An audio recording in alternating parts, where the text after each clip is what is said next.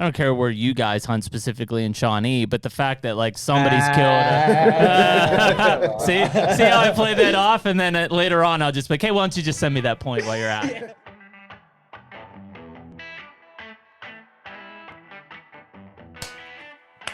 There we go. Now we're back. Echo.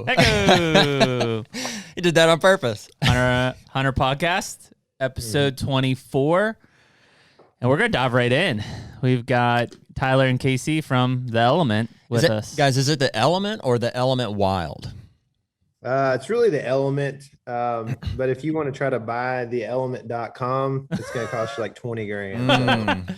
Yeah, just a little added descriptor on there. It was the skateboard company, then it was the camo. I'm sure there was exactly 5 or 10 other ones in there somewhere. There's some intellectual property aspects that we'll just say that it's The Element Wild for descriptor terms. Cool. So I guess tell us just a little bit about yourselves, guys. You can introduce yourselves and what is The Element? What's it about? How long have you guys been kind of cranking at some stuff? And we'll just kind of interrupt you if we if we see the opportunity. I'm KC and I'm Tyler. The Element. I've been messing around with a bow since I was about 1.5 years, so that's probably when it started. But we've been doing stuff together. 2016, 2015, 2015, I think, right? Spring 20, maybe it was 2016, spring 2016. We actually started out. We met on Tinder, and see, you swiped the wrong way on that one. No, we did kind of hook or like connect through Facebook or something because Tyler was making fly fishing films, and I love to fly fish. Very cool. And so we actually ended up going fly fishing together originally. We're from the same area around here in East Texas in Lake Fork, but we went on like a 2-hour trip to go fly fish, like a 2-hour drive, and Tyler told me a story the whole time, and then I was like, hey, I can hang out with this guy. 2 hours minimum. He caught like a 6-foot gar on a fly rod that day, so we had a good day. I was gonna say you guys talking Texas and fly fishing in the same breath, like those two typically don't go together. Yeah, you'd think that, but yeah, a lot of folks it's hush hush, man. Yeah, that's right. Yeah. A lot of folks think fly fishing is, freestone streams in the Rockies. Well, it kind of developed that way or whatever, I guess kind of in Britain actually, but that's a whole separate matter. But we just kind of developed it into something we like to do around here with, about near any of the warm water species. I actually kind of came about fly fishing a different direction. I started fly fishing when I lived on the coast for redfish, trout, flounder and stuff. Yep. But anyways, that's kind of how we started hanging out. And Tyler talked me into taking a 3.5 day trip to Arizona to go chase native fish. Brutal. Yeah. It's like 16-hour drive or whatever, and we basically got there. We fished a day. Did we fish 2 days? We fished 2 days and we drove home the fourth day or whatever. And it was like, we were worn out. 16-hour drive to fish for like 48 hours. Yeah, there you go. Sounds about right. Did you get into fish? Oh yeah. Yeah. We were actually going after Apache trout, and we caught a few. I caught one. KC caught a few, and then we caught a bunch of rainbows. And, very cool, man. Stuff like that. Yeah. So it was fun, and saw like so many everything species of wildlife. I think almost every large big game animal you could see in Arizona we saw. Yeah, that's so cool. that was pretty cool. Yeah, that's awesome. So so then after that, it was kind of like a lot of windshield time. We decided. I had already been doing like outdoor production type stuff for several years. It was kind of a guy that I did it with, a buddy that I was doing it with, kind of previous to, had done another tour in Afghanistan. And so it was kind of just like, it wasn't one of those things that was making money at that point anyway. And so we, it's not that we were like done doing it, but we kind of were, I guess. And so I talked to KC and was like, slowly talking him into this idea that there was, an outdoor production that was going to start happening. Right. And so I basically like that fall, he got married and on November 19th, by the way. So holy cow, man. Not betrothed, make sure that you arrange things better than His that. mind was more in the coastal fishing at the That's time. right. Could we say he was rutting at the time? I mean, it's That was- very yeah, possible. full No, rut. literally, the day I got married, a huge cold front blew in 2016, and it was like 30-degree temperature drop, you know, and it was just I was. You're still bitter about it, I can tell. It just comes back every He's year. like, I love my wife, but if I could go back and do it again. Baby, can we hold off for just like 2 months? Yeah, just bump it. So we ended up, though, that year we did hunt together some, and I just kind of convinced him. He had always done a lot of the only public land hunting that I'd really done much of, a little bit of elk hunting, but mostly waterfowl stuff. I grew up hunting public, for waterfowl. And so, but I deer hunted a lot. We had leases and stuff, So anyway, I convinced him to let me follow him around with a camera in 2016 a little bit. And like the fourth time we went into the woods here in Northeast Texas, we actually had a shot at like the biggest buck we've had a shot at on public, probably in Texas, probably, yeah. And you shot a pretty big one last year. yeah, it's true. But big deer. Biggest in a while. And so Yeah. and it happened like I said, like the fourth time we went out for an afternoon or whatever. And from there it was like, this is pretty cool. I learned a lot. I got to follow him around, and I knew how to run a camera. He didn't know how to run a camera. So I just figured I'd follow him around a lot, and I did that year.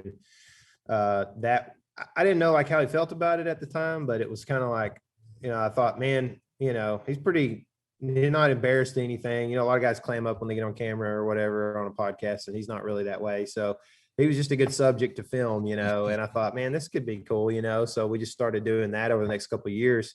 And then we realized that Texas wasn't a great place to actually start a brand where you're hunting public land. So we decided to branch out a little bit, and that's when we started seeing a little more success in what we're doing, Very cool, man.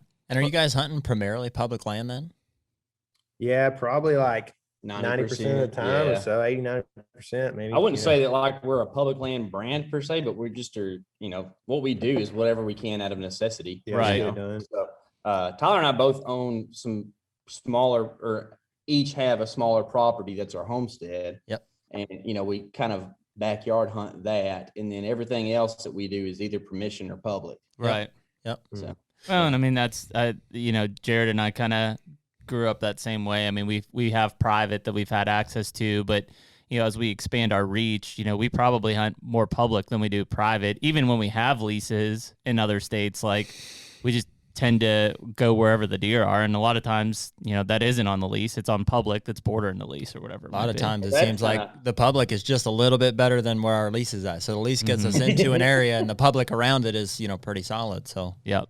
that's the pretty much the exact situation that kind of, I don't know, kicked us off into like understanding that we can do video production. We have a film from 2017 called Nameless, that was that exact scenario. Tyler, you'd hunted on a lease quite a bit, and it was just a bad wind for that spot we were trying to go hunt. So we decided to just hop over to the public, and it's the same scenario you're talking about. Yep. End up shooting. Tyler shot a 150 class public land buck, and we filmed it, and it was sick, and they're like, all right, let's do this. cameraman here.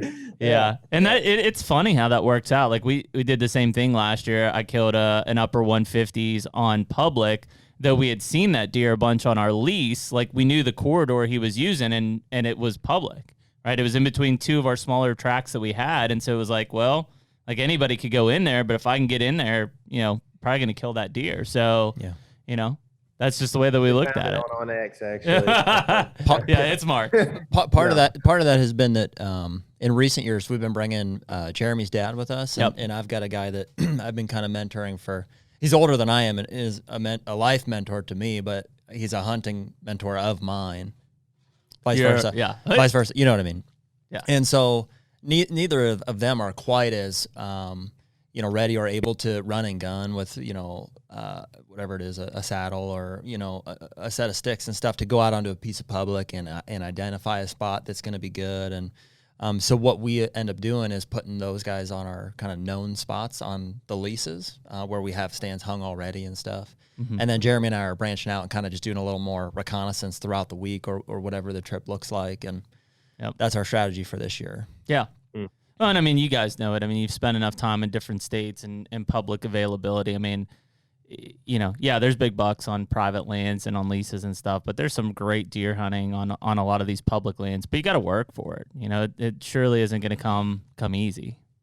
Yeah, for sure. I mean, it's really kind of a lot of times it's an access issue. You know, it's just like, well, this particular private I have has a bunch of good deer on camera on it, but a lot of them are in the dark. So, you know, and that deer just happens to be somewhere else a lot of times. And on public, you have lots of acres to find that deer, you know, where he's a little bit closer to his bedding or whatever. So that's where that is a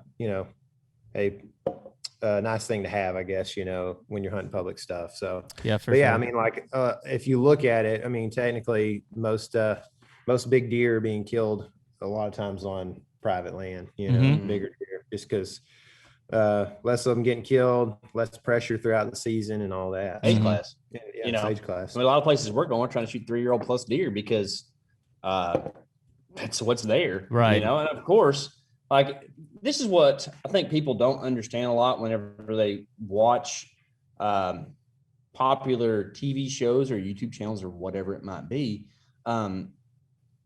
That someone's hunting scenario most likely is a lot different than what they're watching on TV. Whereas like if say, for instance, this year we're going to go to South Dakota, we drew those tags. We're going to be there for 5 days. Our standards, if we're, I think, being logical, are going to be different than someone who has a season-long hunt on a piece of private, right? Like they can be choosy, be picky or whatever. And I'm not saying that I just like to go, you know, mow them down or whatever, but I like to, one of the reasons we do this is we like to shoot stuff, right? Yeah. We enjoy hunting. You know? We enjoy that whole process. So if you just go and pass everything you see and wait on 6-year-old deer on public land, you might have a tough time. Well, that's it, man. You gotta manage your expectations. And I know like Jared and I have similar expectations, which is probably why we hunt well together. Like, you know, in most cases we're trying to kill something that's 4 or older, right? And in a lot of cases, like last year we drew North Dakota bow tags for mule deer, and first time I've ever hunted mule deer. And you know, I killed a 2-year-old in velvet with my bow, which I was thrilled with. Right. Oh, and I'd have cried, dude. That's awesome. Right. And I mean, it's one of those things that it's not like that changes who I am as a hunter and I'm going to just go out and do that every year. But like, I've never hunted mule deer before, let alone with a bow. I've never killed a deer in velvet. He had like a baby drop tine. And so we were on the ground shooting like straight down underneath us. Like the whole aspect of the situation is really what makes the hunt. Right. And so that's whatever you feel is going to get you excited and make you happy at the end of the day. Like, you know, more power to you. There's something to be said too for making that decision in the moment. Like, I don't think there's anything wrong with setting out to kill a 4-year-old or a specific, you know, even antler class of deer or whatever. But then while the hunt is happening and who you're doing it with and where you're at and what you've invested into that, like your decision to shoot that mule deer, I think was the right one. Because of all those, you know, variables that are considered. And yeah, it's not the buck that you'd set out to shoot, but I think it was every bit as fun and fulfilling because of those reasons. So what does your season look like, guys? You mentioned South Dakota. I assume, are you going out there for mule deer or whitetail or both? We are equal opportunity artists. I love it. Whatever. Yeah. So I like whitetail. And so from what we were understanding, right, you guys can't hunt there until October 1 on public land. Is that right as a non-resident? Yeah. And any public access, you can't go as a non-resident until October 1. Isn't that crazy? Yeah. They just changed that not too long ago. Yeah. I don't know. I mean, I'm all for, well, this is a whole nother deal too.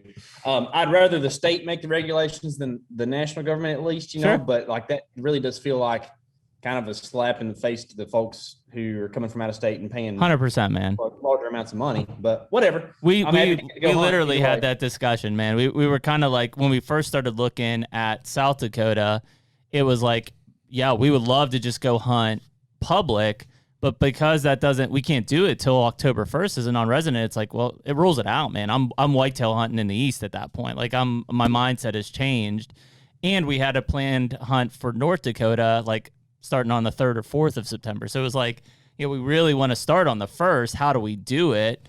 And we ended up leasing a piece of ground there, which frankly could be shitty. Like we don't know. Like we have no idea how good that land is or isn't.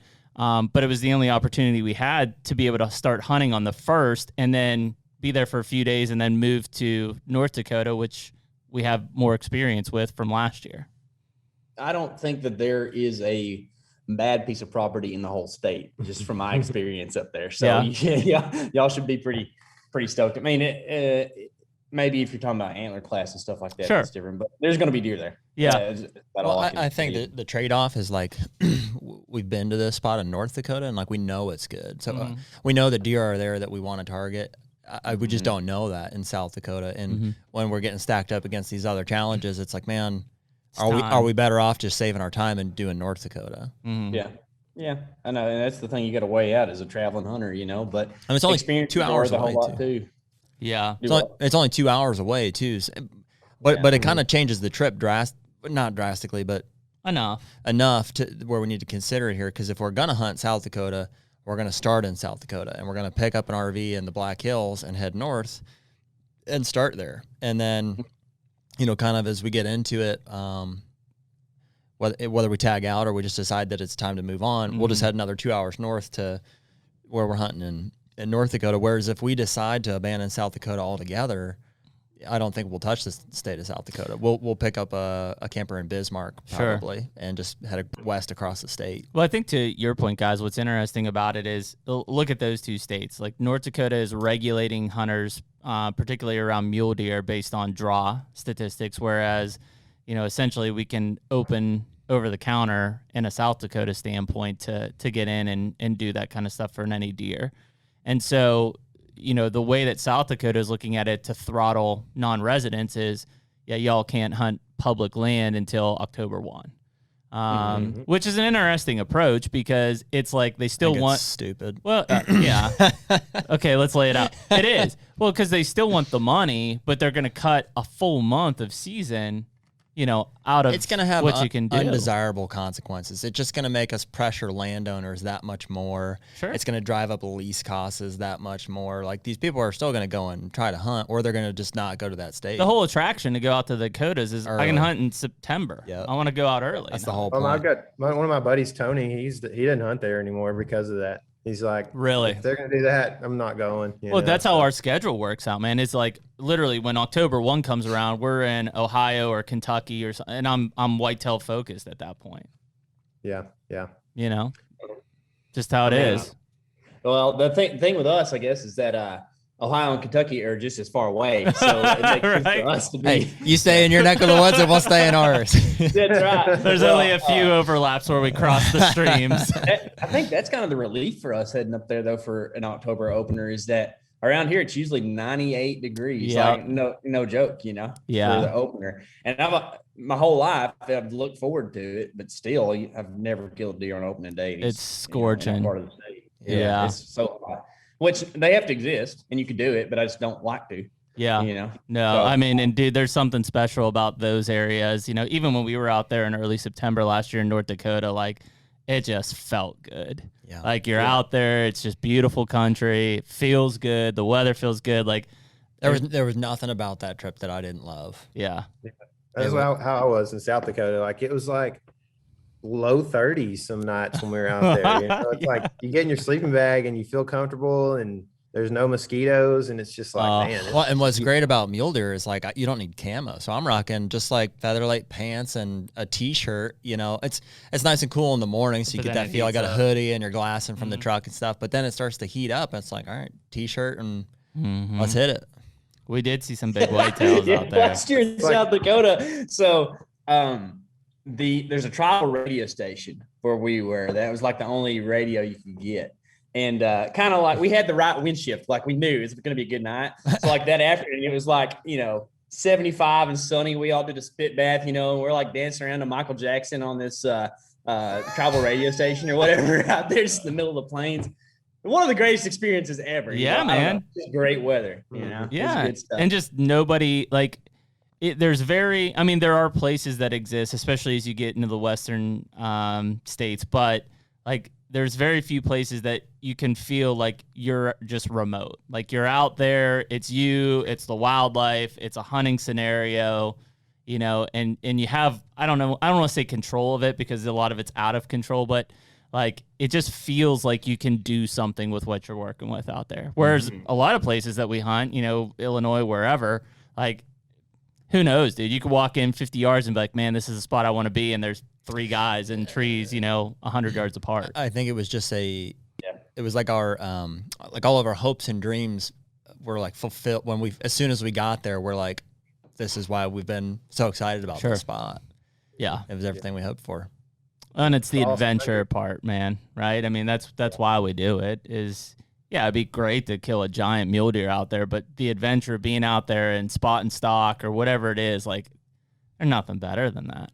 Yeah. Well, that's why I used to, and still do, enjoy elk hunting so much because it's adventurous. Yep. And then this is a kind of a sticky deal, but over-the-counter elk tags have become so popular that it's a lot of that feeling has gone away from it because there's just people everywhere. Isn't that crazy?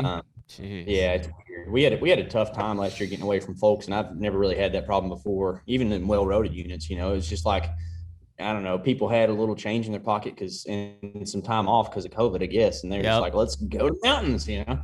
But so I think that's what we're going to do this year instead of going elk hunting, which is a hard thing for me to say, but I'm going to go and do early season whitetail instead. Tyler's done that for a couple of years for a September opener and do that thing instead. So it's still, for me, it'll be a new state. We're going to go hunt Nebraska. Oh, cool, man.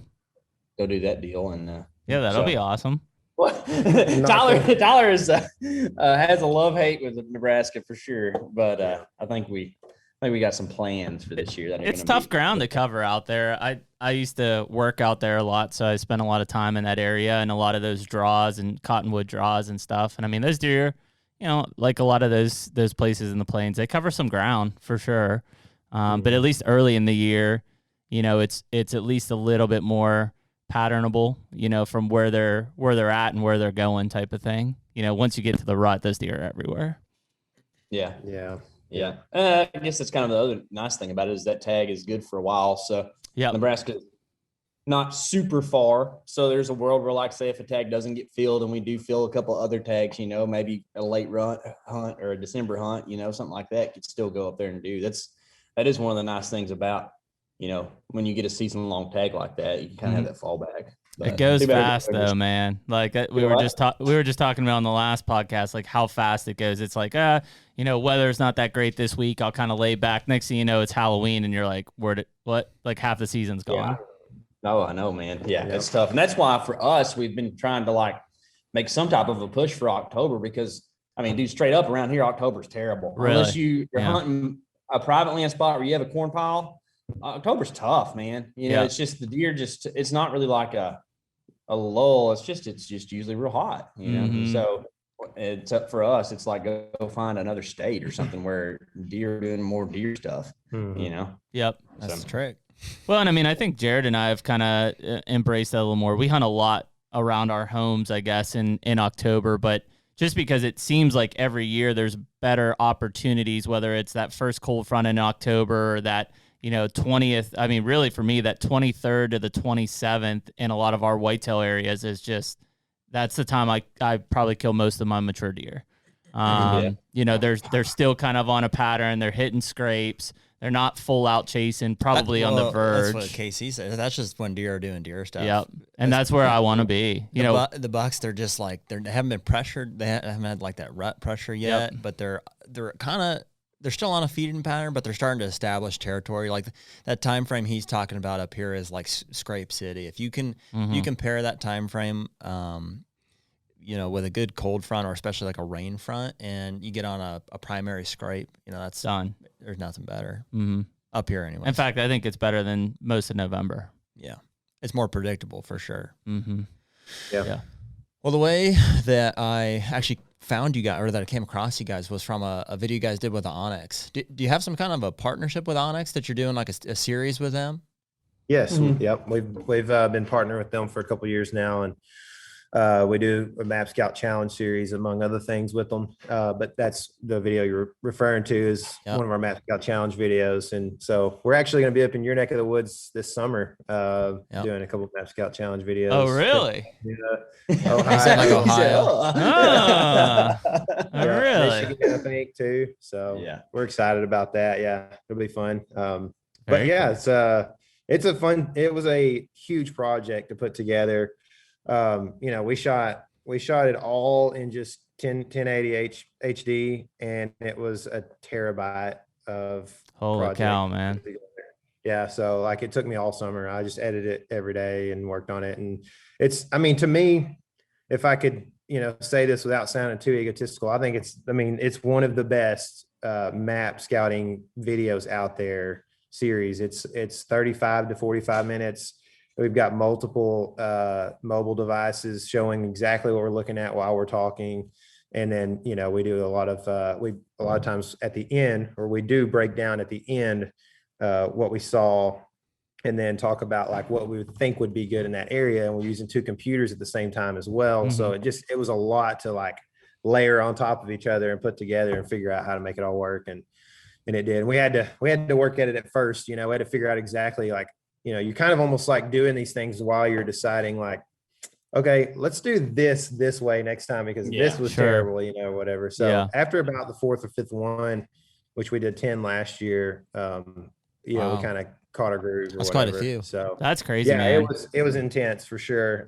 This year we're going to do, we're supposed to do 4. We're probably going to do 5 or 6, I imagine. So very cool, man. Cool. It's one of the things. So Jared and I don't have any official partnership with OnX, but frankly, it's all we use, right? I mean, and the cool thing about it is that I think so many people, and we get people commenting on it, but like they'll say, well, OnX has ruined hunting, right? It's just, and it's like, man, you realize how, first of all, some of those tools existed in the public availability prior to OnX, right? You just had to do a little work. You had to know GIS. You had to do this. But that said, like the amount of studying I know that Jared and I do on OnX and on maps, like if you think you're just going to go on there and it's going to be like, oh, this is the place that I need to be hunting. Like, dude, I've got points all over the place where it's like, I can't wait to get boots on the ground. And I get there and I'm like, well, this sucks. Dude, I met a guy at the gym the other day. I was telling Jeremy about this.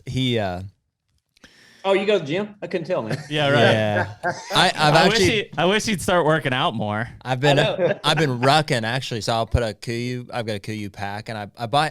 There's this company called like the Sandbag Company, and I buy bags of stainless steel shot. They're 25, and so I can put a lot of weight in like a fairly condensed bags of sand. And I upgraded. Last year I found like a big piece of concrete with rebar. He was carrying like a big ass rock in his pack around with him. So now I've got a pretty clean system, and I take it to the gym because I'm not trying to mess up my knees either. Like, so I do it on a stepper. I try to, keep it. Anyways, I was talking to this guy there, and he's like, you're a hunter, and he starts, like figuring that out and stuff. And he's like, he told me that he's like, OnX is selling those points like for like as data, like that's how they're making so much money. I was like, what do you mean? He's like, yeah, like the hunting public and stuff. He's like, all these pins that all these hunters are dropping. He's like, how do you think the hunting public's killing so many big bucks? I was like, you think they're just looking at our points and killing big bucks? Like, dude, we are marking these points and we can't even kill the big bucks. Yeah, that doesn't even make sense. He's like, well, I guess you're right, but I mean, it's an amazing tool, right? I mean, don't get me wrong, but like the fact that what you still have to go through and still getting boots on the ground, which going back to like the videos and stuff that you guys were doing, like I think that was really cool because you're describing features that you're looking at from a map standpoint. But then once you get there, it could be completely different.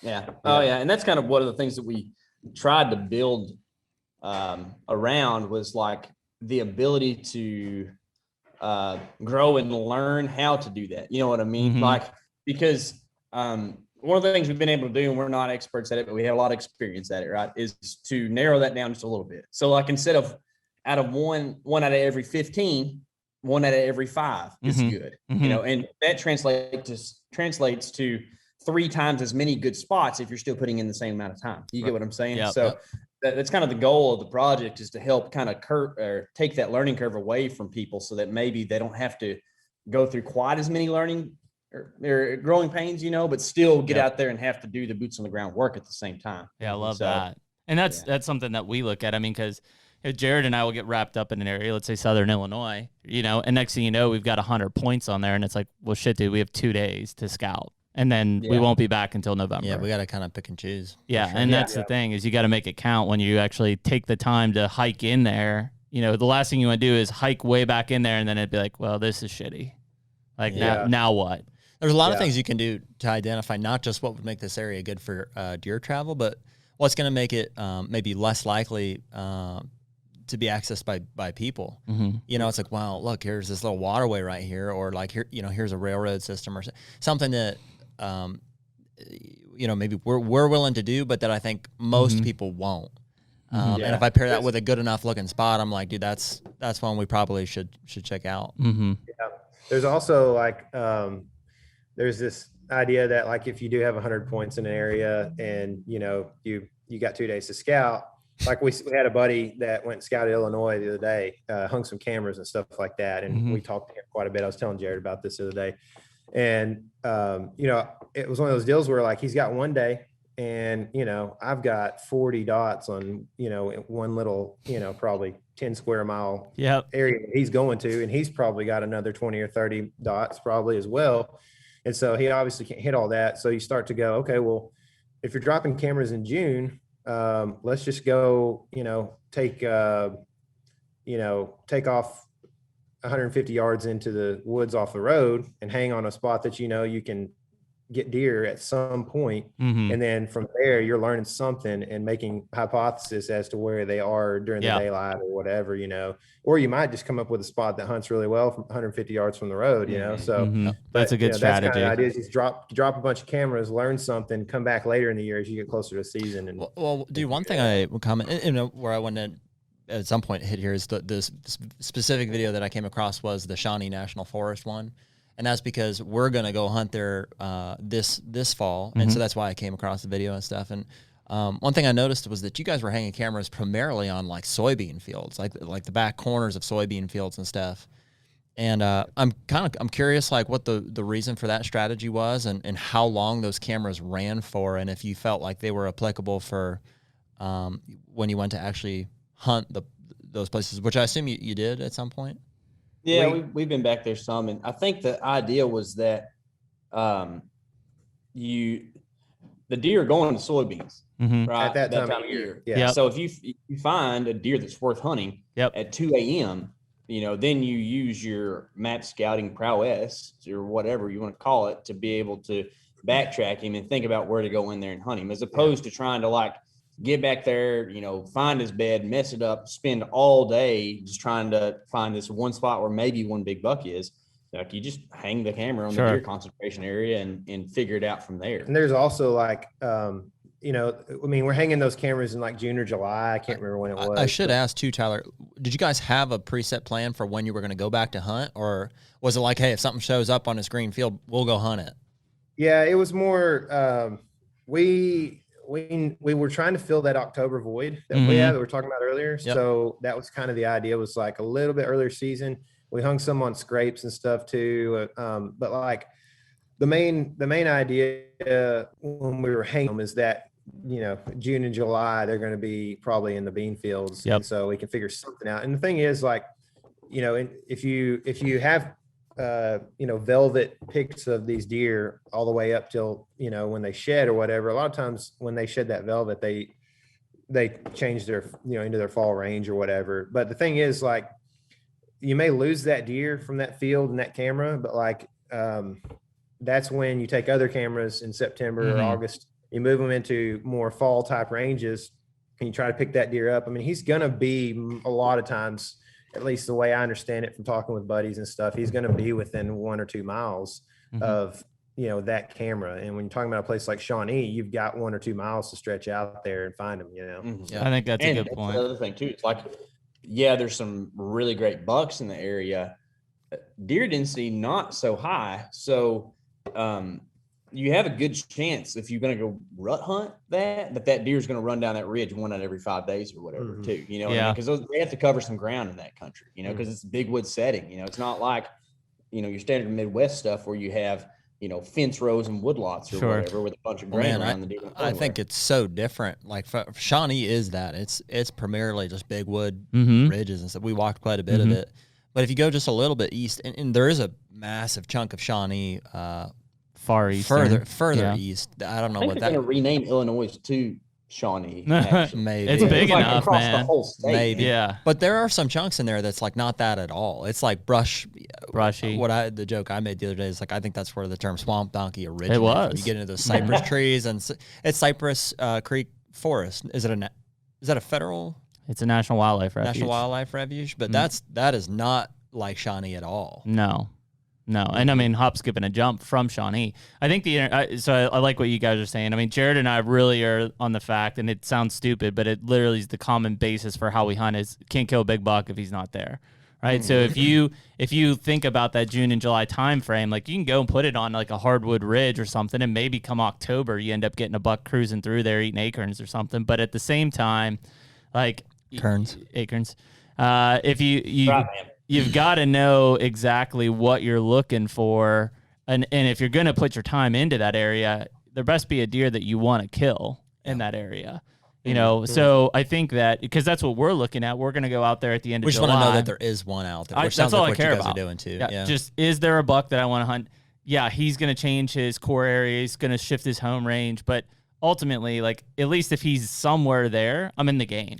Well, Tyler's, I don't know if I'm supposed to say this or not, but Tyler's, one of his buddies found like an 83-inch shed this year in Shawnee. Mm-hmm. He's going to share a point with us here in a little bit. Yeah. I'm still waiting for that text message to come through. I haven't Well, seen It it. wasn't on a share- bean field, I can tell you that. Yeah. Yeah, I mean, there are definitely some big. I mean, look how much space those deer have. I mean, there are definitely some big bucks. I mean, Jared and I, right on the back corner of our lease that bumps up on Shawnee, found probably the biggest rub I've ever seen. I mean, it was enormous. Yeah. And we found a good Well, set of and sheds there. truthfully though, so the lease is like kind of the closest to the road. So like we drove in and we walked the lease. It's only 80 acres. 80 acres. And we found some really good sign on it. Found a nice, like some old sheds. Mhm. And then pushed back into Shawnee after, and it just died right off. Like there was no sign. There was like not much of anything. Like it was all real tight on the lease, which I thought was pretty interesting. I think it's that pressure thing that we were talking about is like as the further we got into Shawnee, the more there was starting to be a little bit of public road network and parking areas and stuff like that. And so I think that the people are probably coming in from that side and they're pushing those deer up towards the front, which just so happens is where the lease is. Yeah. And so the further, and that doesn't mean that, I mean, I found one real big rub up on that top. And the landowner showed us pictures of like some nice bucks. So I mean, they're in there. Yeah, I think that pressure just, I mean, deer, that's all they're responding to, right? If a big group of guys park up there and they spread out through those ridges and hollers down through there, they're going to push those deer out. They're going to push them straight up through there. Well, and that rifle season in Illinois is the third week of November. Mm-hmm. Yeah, which is, And it sounds pretty serious in that area. I'm sure some deer get killed. Yeah. Yep. At least. That's historically one of the most popular big buck states out there, I mean, they've been talking about it on outdoor TV for 30 years. Exactly. Or however long, so. Well, and I know that the couple of the guys that we talked to that are in that southern Illinois area, not too far from where we're at, they're like, hey, listen, when rifle season comes, literally like every corner of every field has an orange suit in it. Like that's just how it is here. And so, yeah, I'm sure a ton of those deer are getting killed, Especially, you don't have the corners. especially, exactly. especially in Shawnee too. I think that some of these other parts of public that aren't quite that big timber stuff are going to be more resistant to that type of pressure. Like, yeah, it's fine. You can go hunt every corner, but like this is, a 150 acre block of like Yukon wilderness. Like they ain't coming out. Yeah. Yeah. You're So I'm hopeful that some will make it through and we'll find one. yeah. Or four. They're in there. They're So- there, man. So did Y'all you guys find go back after you did those hanging hunts and hunt this fall?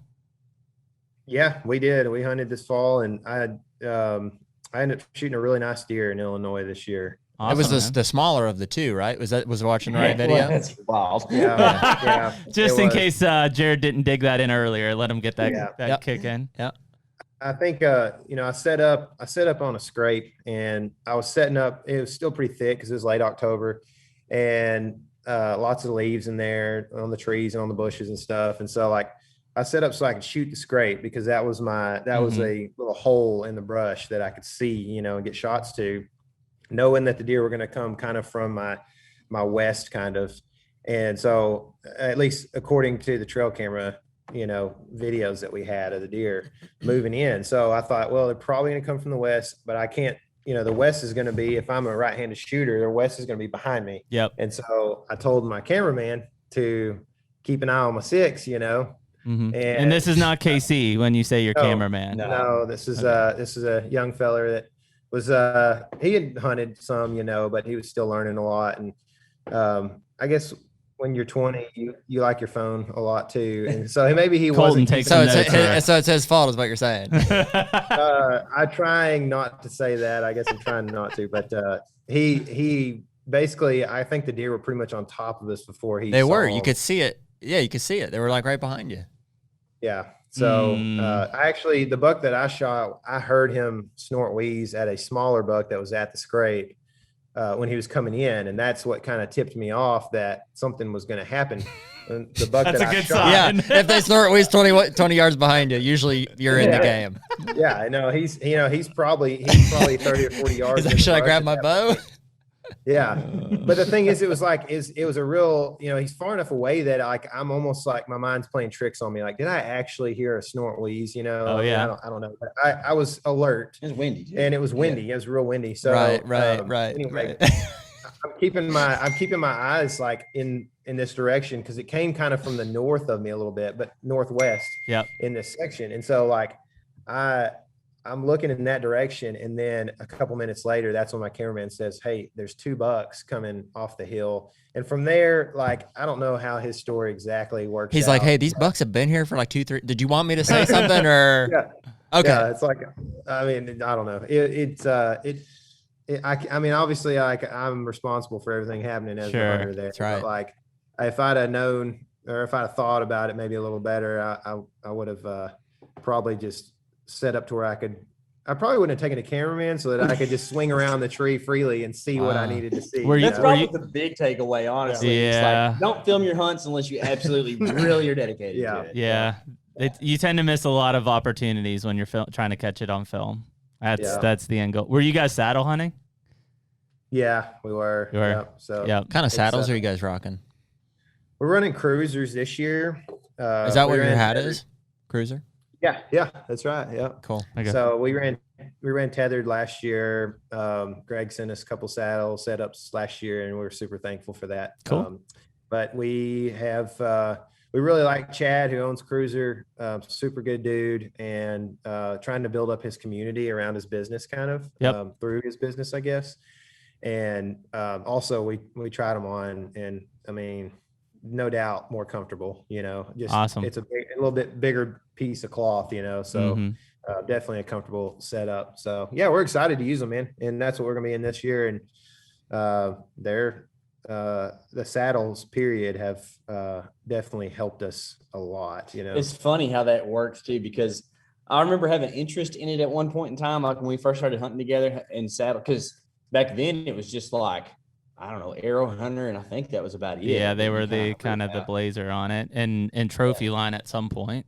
Yeah, and but it was like, man, I don't know if it's gonna be comfortable or whatever. And then they're expensive too. Yeah, they're expensive, and so we just hunted, out of for no reason either, other than they know you're only gonna buy one. Yeah. But we hunted at a lock-ons for a long time, and Tyler was really more than me probably against like the idea of the saddle, because Tyler doesn't like to all day hunt too much, Tyler, you and I are like a lot then. Yeah.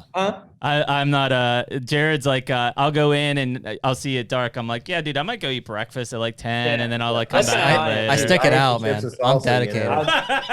The biggest I bring snacks though. My PB&J's like down the hatch at 8:30. Like, dude, I guarantee if my Pop-Tarts make it to 8:30, they're lucky. Yeah, I'm usually if I'm not in the deer by 9:30, 10 o'clock, I'm twitching to be like, maybe I'll just go for a little walk. That's why you like mule deer. That's why you like mule deer hunting changed so the much. game for me on that. Before there were cell phones, I had a tough time, but now it's like, yeah, you pay really hard attention for the really good hours, but some of the stuff you're going in so far, like it's worth to just, have your phone and, kind of be hunting as opposed to getting down and just messing up. Oh yeah, no doubt. But the biggest buck I saw this year was at high noon on Texas. Well, biggest buck in Texas that I saw on public land was at high noon. Jared missed the giant at 1 p.m. Yep. 1 p.m. 1 p.m. Talking to your wife though, not eating Central a PB&J. Nope. Yeah, I was on the phone with her, just telling her basically, hey, it was midday, I was checking in. Hey, it's slow. Mm-hmm. Here he came. That's why you got to be in there, man. Can't kill him if you're not in the stand. Yeah, you can't get out. That's right. You got to talk to your wife the whole time too, because that's can't send emails from the stand very easy sometimes. Yeah, no, it's service is a killer. Not to dig it in, but how big was the other buck? I truly think that he had a weird side. Like KC actually pointed this out the other day that he kind of had a hole in his horn. Huh. It looked like, and maybe some kind of insect, like in there or whatever, But like he had a weak side. His strong side, if it had matched, I mean, he's in the 170, like probably like low 170s, I would think. I mean, he's a big toad. Well, what's crazy to me to think about is like, because I can, like, the buck that I shot is actually in the video for a short period of time. Yeah. And so when I look at that deer and think like what he looks like kind of on the hoof, and then I compare that with like, what does this other deer look like on the hoof? I'm like, man, but when you get up to my buck, like, I mean, he's 150 at chain point. Yeah, it's like a stud. Yeah. And it's still a real nice deer. Yeah. Yeah. So it's like, if he kind of looks like that and he ends up being this big, that deer, to me is, dude, some of those Midwestern deer are deceiving. Like I know I'll look at him and I'll be like, yeah, he's probably mid 140s, and it's like mid 150s. Yeah. They're usually bigger than you think. Yeah. Deer I killed last year was 150. I thought it was. I said, yeah, he'll be 150. He was 157. Yep. Yeah. And that deer was just weird too. His head was huge. Like I mean, he didn't just like a look horse. at even like to look at it. I'm like, I don't know. Yeah, like he's nice.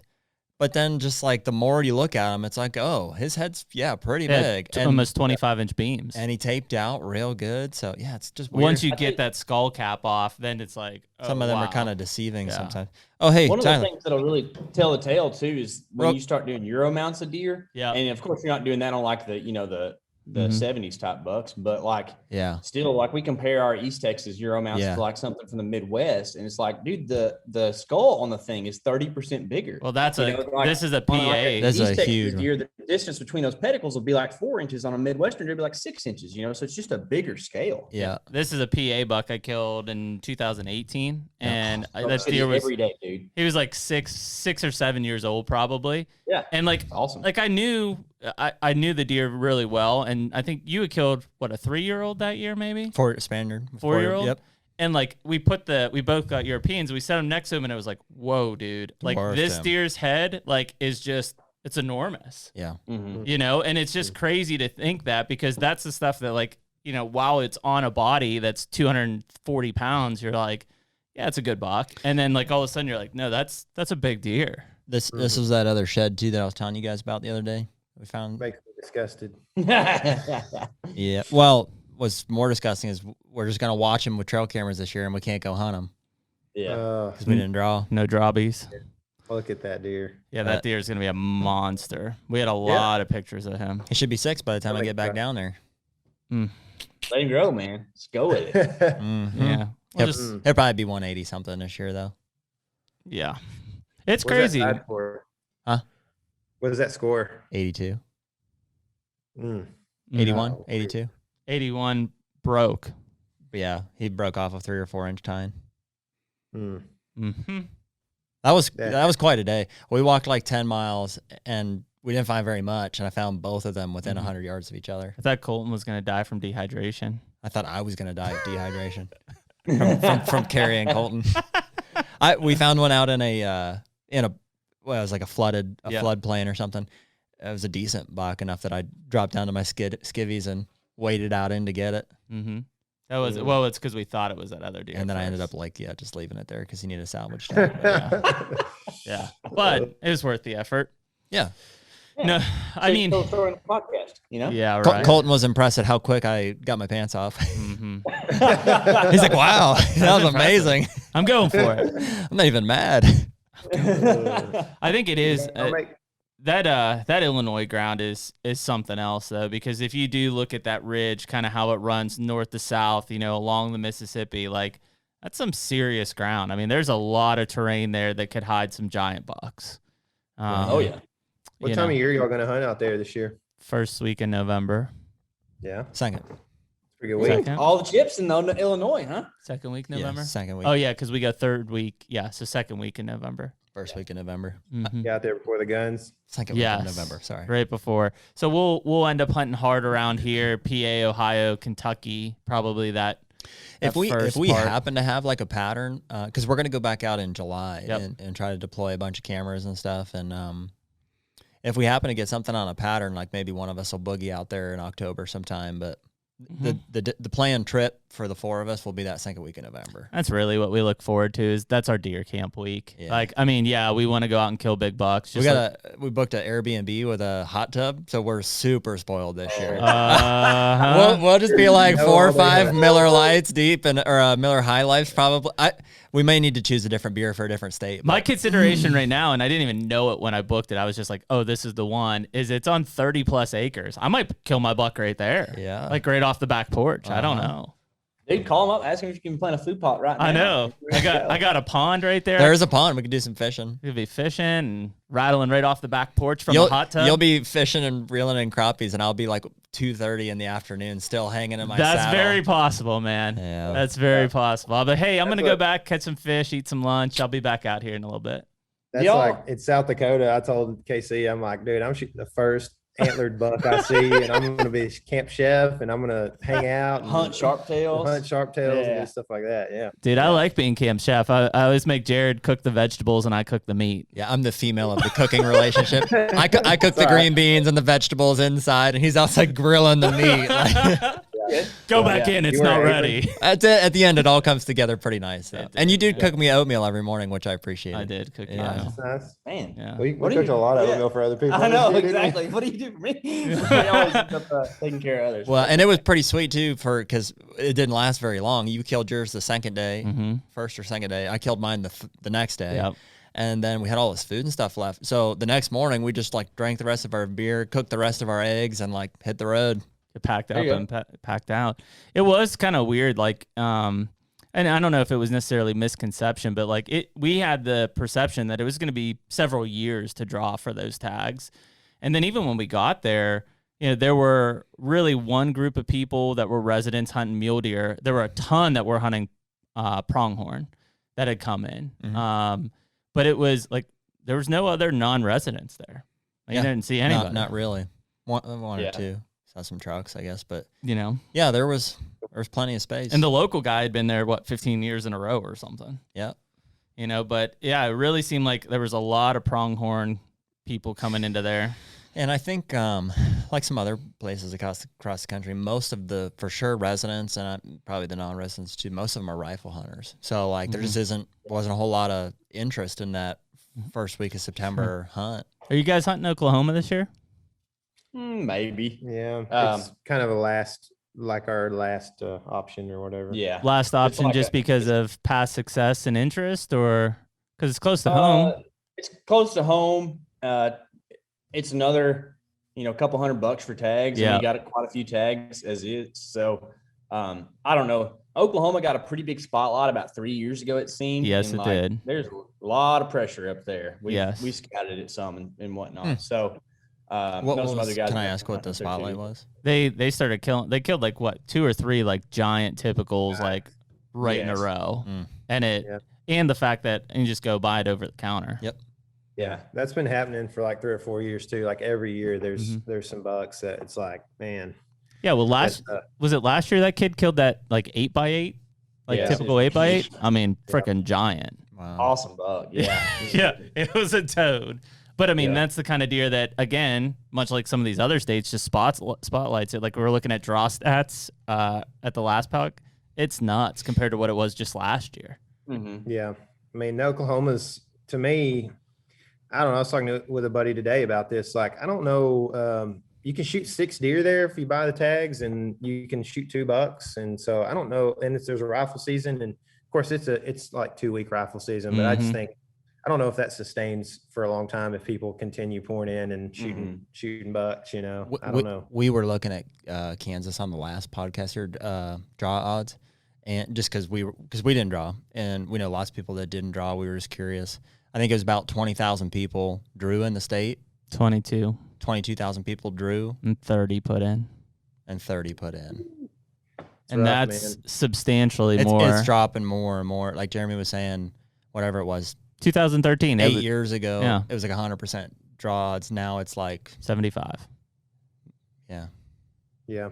And I mean, that's not a bad, it sucks, right? For us, at least this year, especially because we have some leases we'll keep, but it's not a bad thing. I mean, I look at some of these states, and as much as I'd love to hunt there every year, like if you increase the number of non-resident tags or something, the resource will not be as desirable as it is right now, right? I don't go and hunt there because I want to kill 125-inch deer. It's because I could see giants out there and a lot of big mature deer.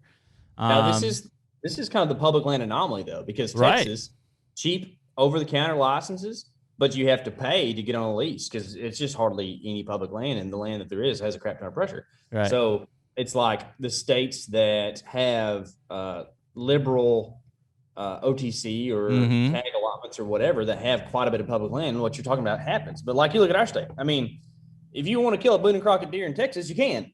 Yeah. You just got to pay. You got to pay for it. Yeah, whether that, your opinions on the morality of that is kind of separate from that, but the concept is it's there to be had. So how so? Do you just mean because they're high fence?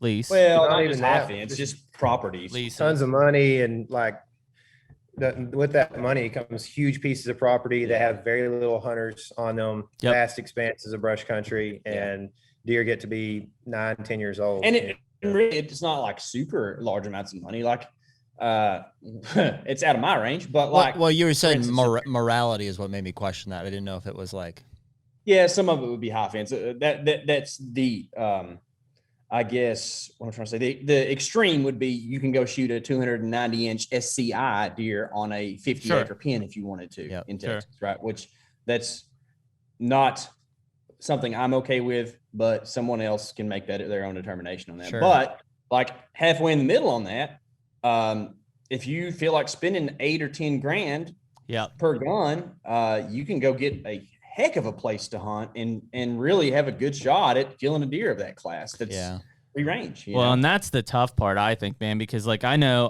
I've got a couple guys in Texas that do real estate stuff, and every year they'll be like, hey, I've got this 8,000 acres near Lubbock, right? It's awesome. And it's like, it's $40,000. Like, if I had 20 guys or something, like maybe, but then you're also it's not feasible for most people. It's not like you can go pick up 80 acres and be like, cool, I've got the 80 acres, which is, I do feel that way in Illinois and some of these other places. Can be done. Yeah. That you pick up the right 80 acres. Yeah. The thing with Texas is large chunks of land. That's it. There are 80-acre places, but getting your hands on it is going to be pretty tough because people don't let those go. No. Yeah. But most of the stuff in Texas, like Tyler was saying, it's just because it's monotonous large tracts of land that deer can get big and old on. 100%. Yeah, they're doing helicopter flyovers on to survey. So the podcast we're releasing this week is with a guy who was the manager of the King Ranch for 15 years. I don't know, and just talking a little bit about like what it looks like to manage 800,000 acres of low fence property. It's kind of wild to just kind of. It's just a whole nother world. Whole nother world. I mean, I was talking with a guy today who one of our mutual friends he works for the state as a biologist, and Jeff Bezos has several ranches out in West Texas, giant ranches. I mean, 50,000 plus acres, and he won't even really let, like, it's hard for the state to even get let onto those places to work with the wildlife. There's bighorns all over the place and stuff, because he knows like he's one of the richest people in the world, and if someone wants to sue him, they could probably get a couple 100,000 from him pretty quick. That's That's crazy. He just doesn't want to let the state go manage wildlife on his property because of that, which is frustrating, because our state has we're talking about this as well this week, is like our state has got as far as private land conservation goes, I mean, we're top notch top in the world. Yeah, for sure. Yeah, I mean, well, you guys, you've got a really intense deer management program for those private landowners, and there's a lot of things that those guys have to go through from survey basis, whether it's helicopter surveys or trail camera surveys or whatever it might be. But just looking at it overall, I mean, Texas Parks and Wildlife is very active in that management, and they have to be, especially on a private land ownership, because 90+% of Texas is privately owned. Yeah, I think it's 97.97. Yeah, 99.9. Yeah. So I mean, that's the thing, and it is funny because I won't say it took a back seat, but I remember growing up and watching whatever Buckmasters or Real Tree Monster bucks. Like South Texas was like the Mecca, right? Not necessarily more so than Iowa and Illinois, but it had its own flair as being the Mecca for big bucks. Is Tecumseh? Is that? Yeah, Bucks of Tecumseh. Is that Tecumseh Texas? Ranch? Yeah, that's the one I remember. Mm-hmm. Bucks of Tecumseh. Yeah, I mean, all of those They places. had a heart attack buck. It was like, 30 inches wide or whatever he was. That was like their poster child and all their for a long time. Yeah, and I mean, those were the things that you grew up watching. Giant, 24-inch wide bucks walk out onto a sendero, and it was like, damn. But a lot of people just like us, I'll never relate to that, right? Versus the guy, Bill Jordan sitting in the hardwoods or something, rattling a buck off of a Texas a ridge. Definitely seems the most abstract to me. Like I have the hardest time picturing that of all the states, even ones I haven't been to. Like I've never been to Oklahoma, and I think I can kind of envision. I've been to Kansas. I can kind of, but Texas, I just don't feel like I have a grasp on at all. Well, it's because I went to Cancun once on vacation. It'd be more like that. We have 7 biomes within the state. Like it's a microcosm of what the whole United States is. We got mountains, we got desert, we got Gulf Coastal Plain, we got high plains, we got brush country, hardwoods. It's like limestone hill country, and each of those, it's kind of a management playground, but also like a management just complete. I don't know, just impossibility, right? Because you have to actually divide the state up. You got to imagine how big the state is, right? It's like the 9th biggest economy in the world, just as a state, and which also helps with wildlife management because of course, with that comes funding. Yeah. But we can drive to go fish in Corpus Christi, or we can drive to go hunt in Illinois. Yeah, you know what I mean. So it's like. Yeah, that's crazy. It's just wild. So same distance, same amount of time travel. Yeah, that's nuts. So when you say you imagine Texas, it's hard to even do such a thing because it's so like for us, being like Texas hunters, and the fact that we don't wear brush country camo and hunt at power blinds over senderos, that's like an anomaly. You know what I mean? Just because we live in a different part of the state, and that's not, readily available. What is a sendero? You guys both said it, and I don't know what that It's like just a cut through that brush country. Looks like an old pretty much road. Okay. Yeah. I'm with you. You know what I'm talking about, though? I think so. Like just brush on both sides, and then deer pops out because he's eating corn. Yeah, exactly. Actually, Brian went on a hunt in Texas years and years ago. He said that they got in a pickup truck with a couch in the back of it and drove down the road, which I assume was a sendero, spreading corn, and then they just parked at the end of the road and shot the deer that came out. That sounds exactly right. Oh yeah, it'd be like deer, javelina, hog, deer, turkey. Exactly. All just pop out in the road. That sounds exactly right. Wow. But it is different because like the eastern part of Texas is very like pine woods, looks more like Louisiana, Mississippi type area. It's the South pretty much. Yeah, it's the South. Deep South. So you've got and then you start to talk about like whitetail and like the rut. I mean, South Texas, you're thinking December, January, whereas like East Texas, you're thinking more November. Well, it depends on where you're at. We're probably 2 weeks. Where we live would remind you more of Illinois than anything. Really? A little bit with smaller ridges. Yeah. And crappier ag fields because we have coastal Bermuda hay, and that's it. Yeah, that's it. So the deer don't eat that. But like I would say, our peak deer activity is probably the week before Thanksgiving. Now, peak breeding is probably around Thanksgiving or whatever. But like I used to work for the state as a wildlife damage control specialist. And so I had a whole county that I worked over. So I got to really pretty much be in the field every day observing wildlife. And so this is on the Texas coastal plain near Galveston, if you kind of know where that is down there. The peak rut is in September. for whitetail down there. So Wow. we have a little bit of that like Mississippi type thing going on. People don't really talk about it too much, but I'm a youth minister, so I took my kids down there to the beach for a little while, and there are fawns that are almost losing their spots down there right now. That's so wild, man. Yeah, it's crazy. So you talk about not only are there different biomes, but there's just completely different rut cycles and all kinds of stuff, you know? So and do each of those, do you guys buy like a statewide tag, or how does that work for your tag? Yeah. So of course, since it's so big, there's a lot of weird stuff. We have different counties, which a lot of people can identify with this, but we have different counties that have different buck regulations, whether that's like an antler width. We do width, which I think is real goofy. That's tough. There's also a number of bucks and number of does, and when you can and can't shoot does, and that depends on the state. When you get a Texas license, you get mule deer tags, you get whitetail tags, you get your turkey tags, you get it all. Wow. Redfish tags. Yeah, redfish tag, tarpon tag. What kind of mule deer hunting is there down in Texas? Western, right? Yeah, there's a ton of mule deer in Texas, like the Trans-Pecos area. I mean, that's what people hunt out there. Yeah. That's like El Paso and east to about, That sounds fun. I don't know, Sweetwater or something like that. Yeah. It's a different area out there. That sounds real fun. I applied for a job out in the Texas Trans-Pecos as a Yeah. biologist when I came out of school. Yeah. That's cool. I didn't know if I really wanted it though. Yeah. Dude, there are guys that work. So it's black something. What is it? Like I don't know. Black Mountain, right? Anyways, Black yeah, Thunder. it's something like that. Elephant Mountain.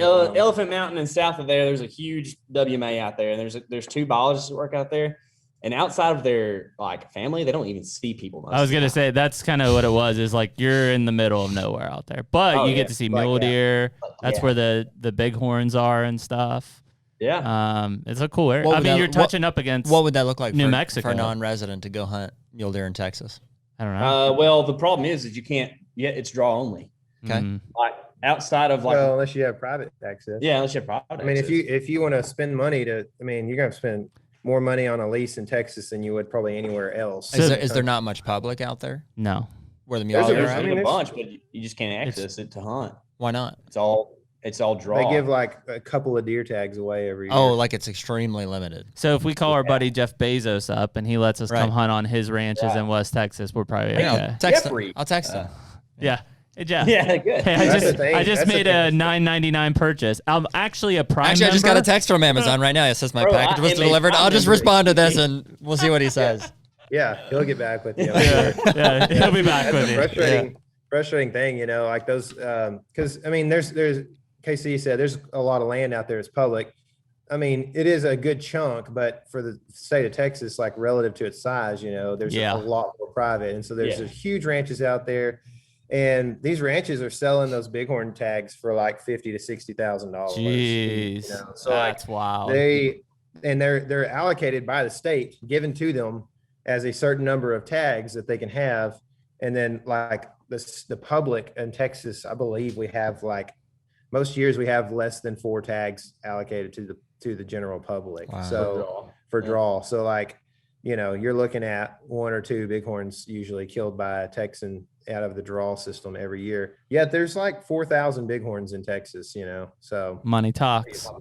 yeah. A while ago, I don't know if you could tell, I was a little distracted. My wife was calling and texting me a ton because there's somebody on a golf cart on our property at home. But Uh-oh. I need to go check that out in a little while, but we're okay for a bit. But I think it's somebody spraying the power company right away. Mm-hmm. But her being a lady is just concerned, Yeah.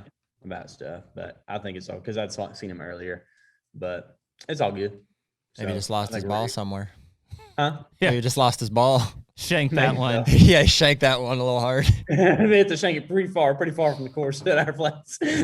I've used that trick before. Yeah, I'm just looking for my dog, and they're like, "Oh, well, you're trespassing." I'm like, Oh, "Oh, this isn't Mike Hobart's property. That's weird. So It says here on sorry. OnX. That's weird. Oh, it's all right. He'll come home. He knows where home's at. I'm gonna go ahead and get out of your hair. No, don't call the cops. He'll find his way. He'll find his way. I already back. called him. It's fine. Yeah. Well, cool. No, I think one of the things that I guess I'd like to get in with you guys is like, so maybe from a thought process standpoint, because I'd like to see kind of how you guys think versus how Jared and I, and I assume a lot of it aligns, but it doesn't matter where in the country we're looking at. Like, if you guys are like, hey, we're going to set out and hunt X state, whether it's Oklahoma, Illinois, South Dakota, what's the first thing you guys do? Like, when you say, hey, let's go hunt South Dakota. You want to answer? Or we need to go ahead. Go ahead if you got something. So outside of like maybe this isn't obvious. Maybe we talk about it. Get on the DNR website and figure out whatever you can about actually hunting the state. Because I think that's probably the deal. And that's what it takes to figure out. Is it draws? Is it OTC? What's it look like in the area as far as public opportunity? What's private opportunity look like? How easy are people to coerce into hunting your land? I'll add an amendment maybe to your first step per what I found is maybe don't start with the website. Maybe call them, because the websites are typically they suck. Not great. They're pretty terrible. Yeah, you're right. They're awful. Right, but that's where you have to at least find a number. But one of the problems I have is like with some of these places is sometimes you call and either you get you know what a yes man is? Yep. It's like somebody who's just like they can't say no, right? Oh, They're yeah. like, yeah, man, let's do it. Oh yeah, let's hang out. Yeah, you should definitely take that endeavor on. People who work for the DNRs are the opposite of that most often. They're no men. They're no men. They're no people. They like to say Agreed. no as opposed to tell you, well, let me check on that and let you know, Yeah. So, Yes. but I'm with you that there's a combination of that. You have to figure out how to hunt the place legally, and then you figure out how to hunt the deer there. You know what I'm saying? Have you guys called the South Dakota State Department by chance? Yeah, I've talked to them before. Yeah. There's a lady that works down there. I'm not sure what her name is. And I don't mean to throw her under the bus, but like she acted like she's never gotten a call before. She's like, "Oh, you wanna?" She's like, "Yo, you wanna come and hunt here?" Sure. Okay. So before the internet, And then I hear Pages like ruffling, like. I got a little story for y'all. Before the internet, I grew up farming watermelons. I still farm watermelons a little bit. It's a lot of fun for me. My family and I would pay for our summer vacation partially out of our watermelon fund. And I was like 8, and we've been watching outdoor TV, and they were catching tarpon out of Venice. Mm-hmm. So before the internet, you just called chambers of commerce. Y'all remember doing that? Oh yeah. Yeah. And that's how you figure stuff out. Well, there's not a language barrier, but there's an accent barrier between here and South Louisiana. These people could not figure out when I said tarpon, they could not understand. Or it wasn't me, it was my dad. When my dad said tarpon, they couldn't understand the word that he was saying. And they were trying to find us a carp guide, trying to find a guide to go carp fishing in South Louisiana. So Tyler's when like, you go to I think I call can other help parts with of the this whole pan situation. that's right. You have sometimes sending an email works to this because you all spelled the same if you do it correct. Right. Yeah. Yeah. But, Oh, that was like when we were in South Dakota last year. I don't know what language that person was speaking. yes, it was mixed of German and English. Yeah. But actually, a lot of times, for better or for worse, calling the game warden that's over there is what works best for me Mhm. because those guys appreciate that you're trying to do stuff right. Sure. A lot of times, especially like you start calling like South Dakota or wherever, and it's June. They're like, I would love to talk to someone about. Yeah. Yeah, for sure. Do you know what? We've had some good luck with some of the foundations too, specifically the Mule Deer Foundation. Yep. Really? Yeah, those guys are just The state That's all they do. chapter guys are Yeah. the one. Like the federal guys are always busy, or Yeah. national guys, but the state chapter guys, the regional are, directors too. yeah, they're awesome. Mhm. That's a solid tip, man. I've Yeah. never thought about that. Yeah. That's Yep. cool. Yeah. Really good because they're, they want to bring attention to the work that they're doing. In fact, the guy that does North Dakota, South Dakota, we know really well. He's on the podcast, Marshall. He basically was like, yeah, like, how far, what are you guys willing to do? I'll Like, connect you guys. Yeah, if you want to talk to, if you're into mule deer at all, his name's Marshall Johnson. He oversees North and South Dakota Mule Deer he Foundation. does a lot of what's the plots Yeah. properties, which is the private landowners that are open to public hunting. And like in North Dakota, it's huge. Like It's a layer you can see on OnX, but that's a program that the Mule Deer Foundation is working with landowners to open up for public hunting. turn that layer off and you're like, man, like where do we hunt? Turn that layer on and it's like, oh, we can hunt everywhere. Yeah. And it's super cool and it's expensive. Like those guys work really hard with the State Department to get that. And there's a similar one in South Dakota. I'm not sure what it's called, but Yes. same thing. Like they're working really hard. The difference, It was something funny. I laughed at the acronym and he didn't get it. the difference in South Dakota that we saw is there's a lot of grazing associations. in South Dakota, and those guys are real lockdown. Like you're not getting on those properties. And they're big chunks of land, it sounds like, too, or at least it looks like. So, yeah, it's interesting to see, but that's a great one to talk to right out of the gate.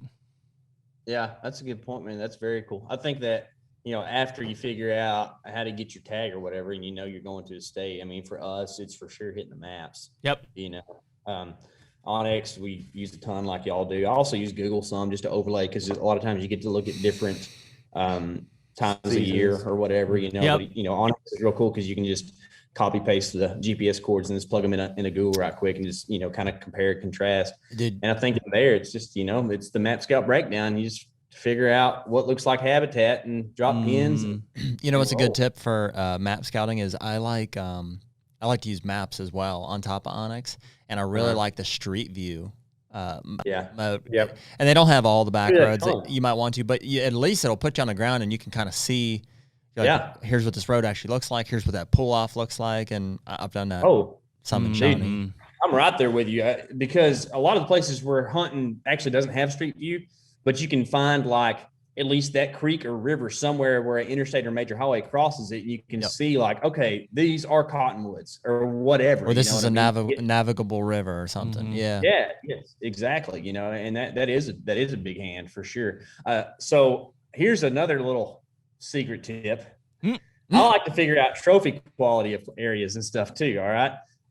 There's two apps that I use. There's this thing called iNaturalist. Have y'all ever heard of that? No.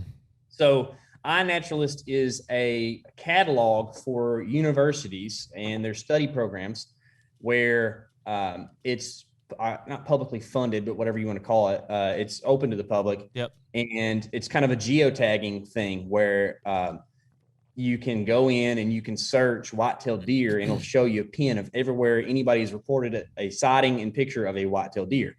So like, for instance, if you go and do white-tailed deer in rural Atlanta, Georgia, urban Atlanta, Georgia, you can see all the deer in Atlanta or Detroit or wherever. And you can also work somewhat in the rural areas as well. And you can just see maybe population densities. You can search for cervids in general. So you can see elk, mule deer, whitetail, all that, kind of see the population distribution of different species and just see, kind of what has been observed in the area. Because that's one of the things a lot of times when you're talking about these boundary states, it's like, well, are there actually mule deer there? Are there actually whitetail there? What's the habitat like?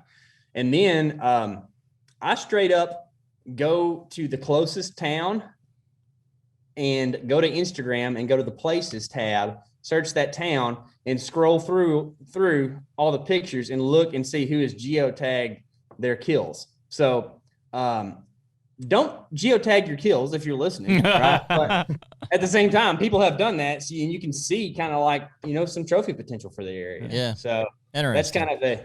Tyler has killed this buck in Anna, Illinois. That's right. That's right. Yeah, for sure. But dude, you tagged, Chicago deep dish pizza on that deer. I think that's right. Yeah. The funny thing is though, like go back to the days of like when forums were really the place to be.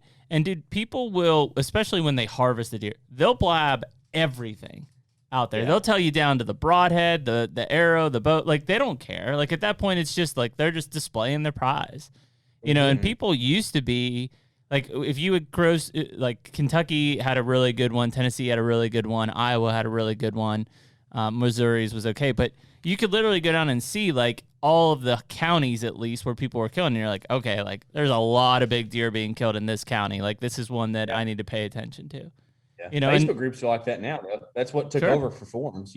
Forums died because of Facebook, and now almost every state has got a Facebook forum that they'll at least tell you what area of the state or whatever. And not that I'm like super trying to snipe that or whatever, but there's a moral difference in trying to like figure out a guy's hunting spot and then also just understanding the whitetail dynamic of the state. Well, that's it, man. Yeah, we're not like I don't care where you guys hunt specifically in Shawnee, but the fact that like somebody's killed. See how I play that off, and then later on I'll just be like, hey, why don't you just send me that point while you're at it? I don't care. So I don't care as much, but it just is an example. I'm gonna assume you guys didn't share the pin where you actually killed that buck on the map scouting video.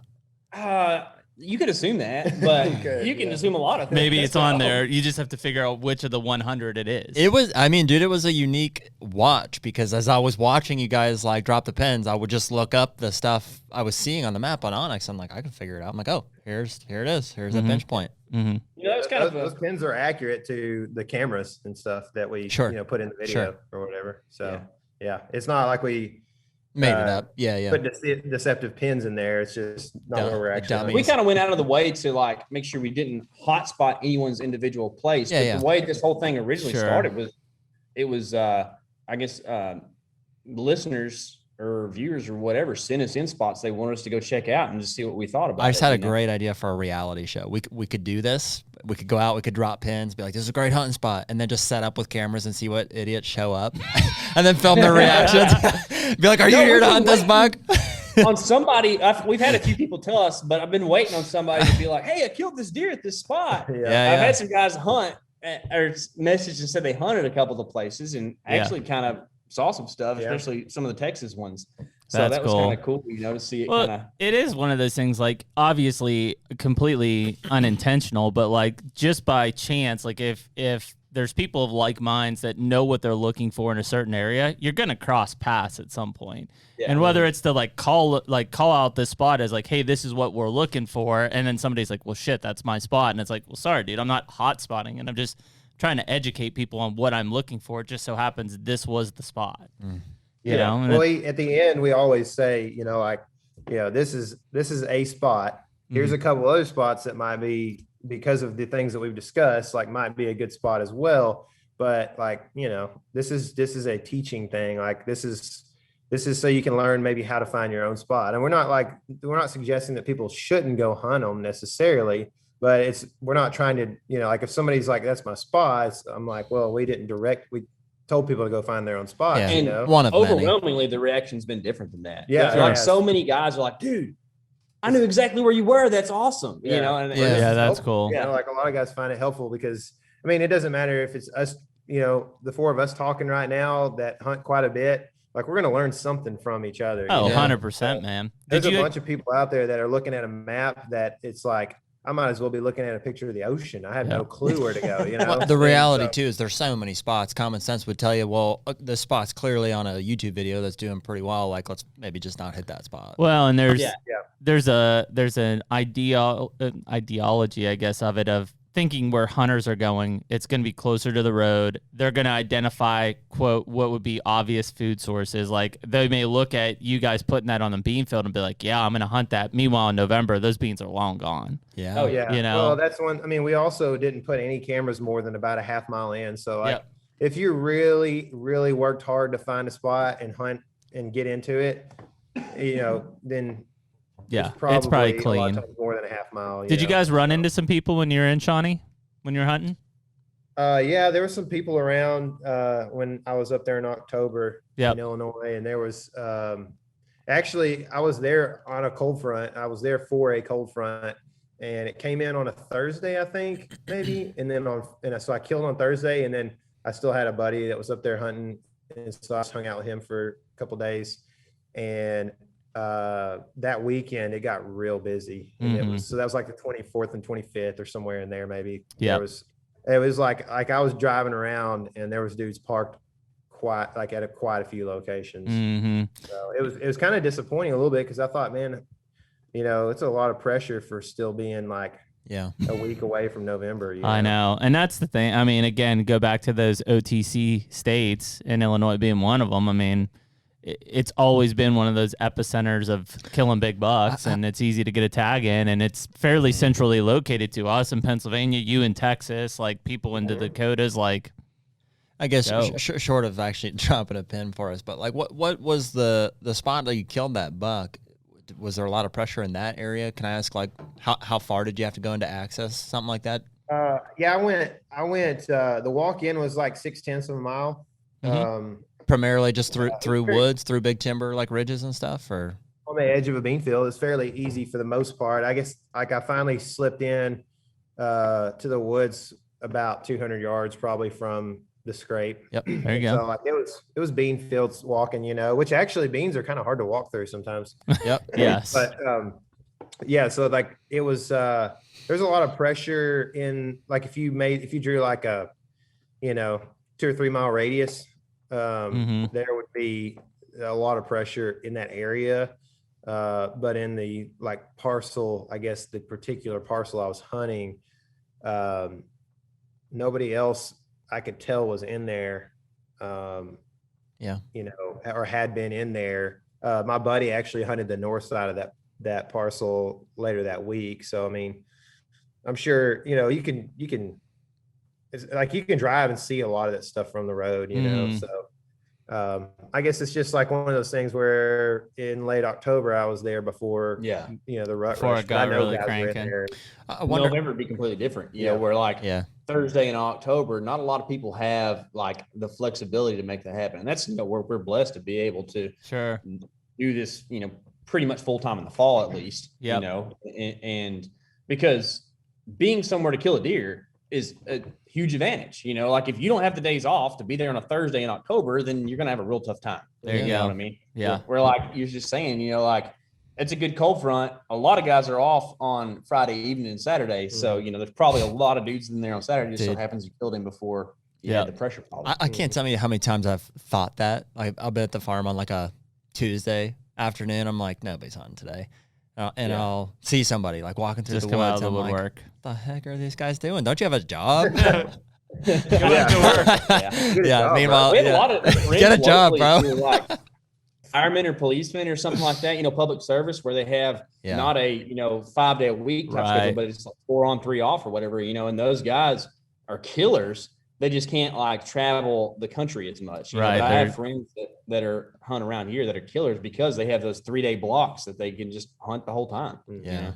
Yeah, it is. I mean, when you talk about especially like October, I mean, that first cold front that comes through in like mid-October, if you can get your ass in a tree stand, like that's the one. I mean, you've got a really, really good chance. And then even in that 20th to 25th time frame, like there's just certain times you just gotta be there. It's not just anywhere though. Like you gotta do your homework for those deer. You gotta know what buck is in the area and have identified that scrape ahead of time. But if you've done that, I mean, those are the. And isn't it crazy? Like, conditions. And again, not saying like we have full flexibility, but we have a lot of flexibility as well. But like, dude, I grew up hunting Friday evenings and Saturdays. Yeah. Like that's it. Like, and to think of like how many times like it was like, oh, it's 80 degrees. Well, I either hunt or I don't. Like that's it. Yeah. Like there is no other choice. I don't remember even considering it. Like when I was a teenager, I was just like, it's Friday, so we're hunting. Yeah. Like it's not like, oh, there's a weather front or whatever.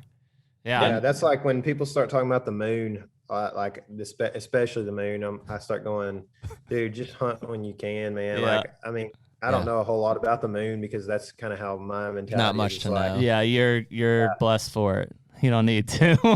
We've actually talked to a lot of biologists on the show fairly recent, and all of them have concluded that there's no correlation whatsoever. No data. Yeah, no data supporting it. There have been a lot of studies that have done it too. The unfortunate thing is the industry has pumped it up so much that a lot of hunters like base their entire vacation off of like the red moon and end of October. There's not a ton of guys though. Like it's pretty much just like Team 200 and Ben.